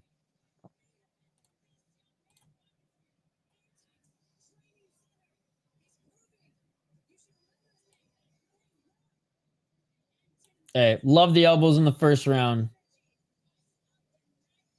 But bruh. Anyways. Shout out to the big highlights on the card, though. There were some fun highlights on the card. There's always one, man. There's always one where I'm like, what the fuck, Thailand? What the fuck? But anyways. He'll be back. He'll be back strong. All right, this is what we got coming up this weekend, guys. We just wrapped up BFL last night. 1 Friday fights. If she wrestles, I think she honestly has a very good chance. She just has to stink up the fight and make it a boring fight. This is a wild comparison, but like she wrestles more Dagestani style than NCAA style. And I think that will work better on Manon than Blanchfield just shooting for single and double legs. Jasmine's striking is not on the same level, even though it's gotten a lot better since the Trace Cortez fight. Rightfully the underdog, with the right execution of a game plan, I definitely think there's a path to victory, but on the feet, Manon she's great. She's great on the feet.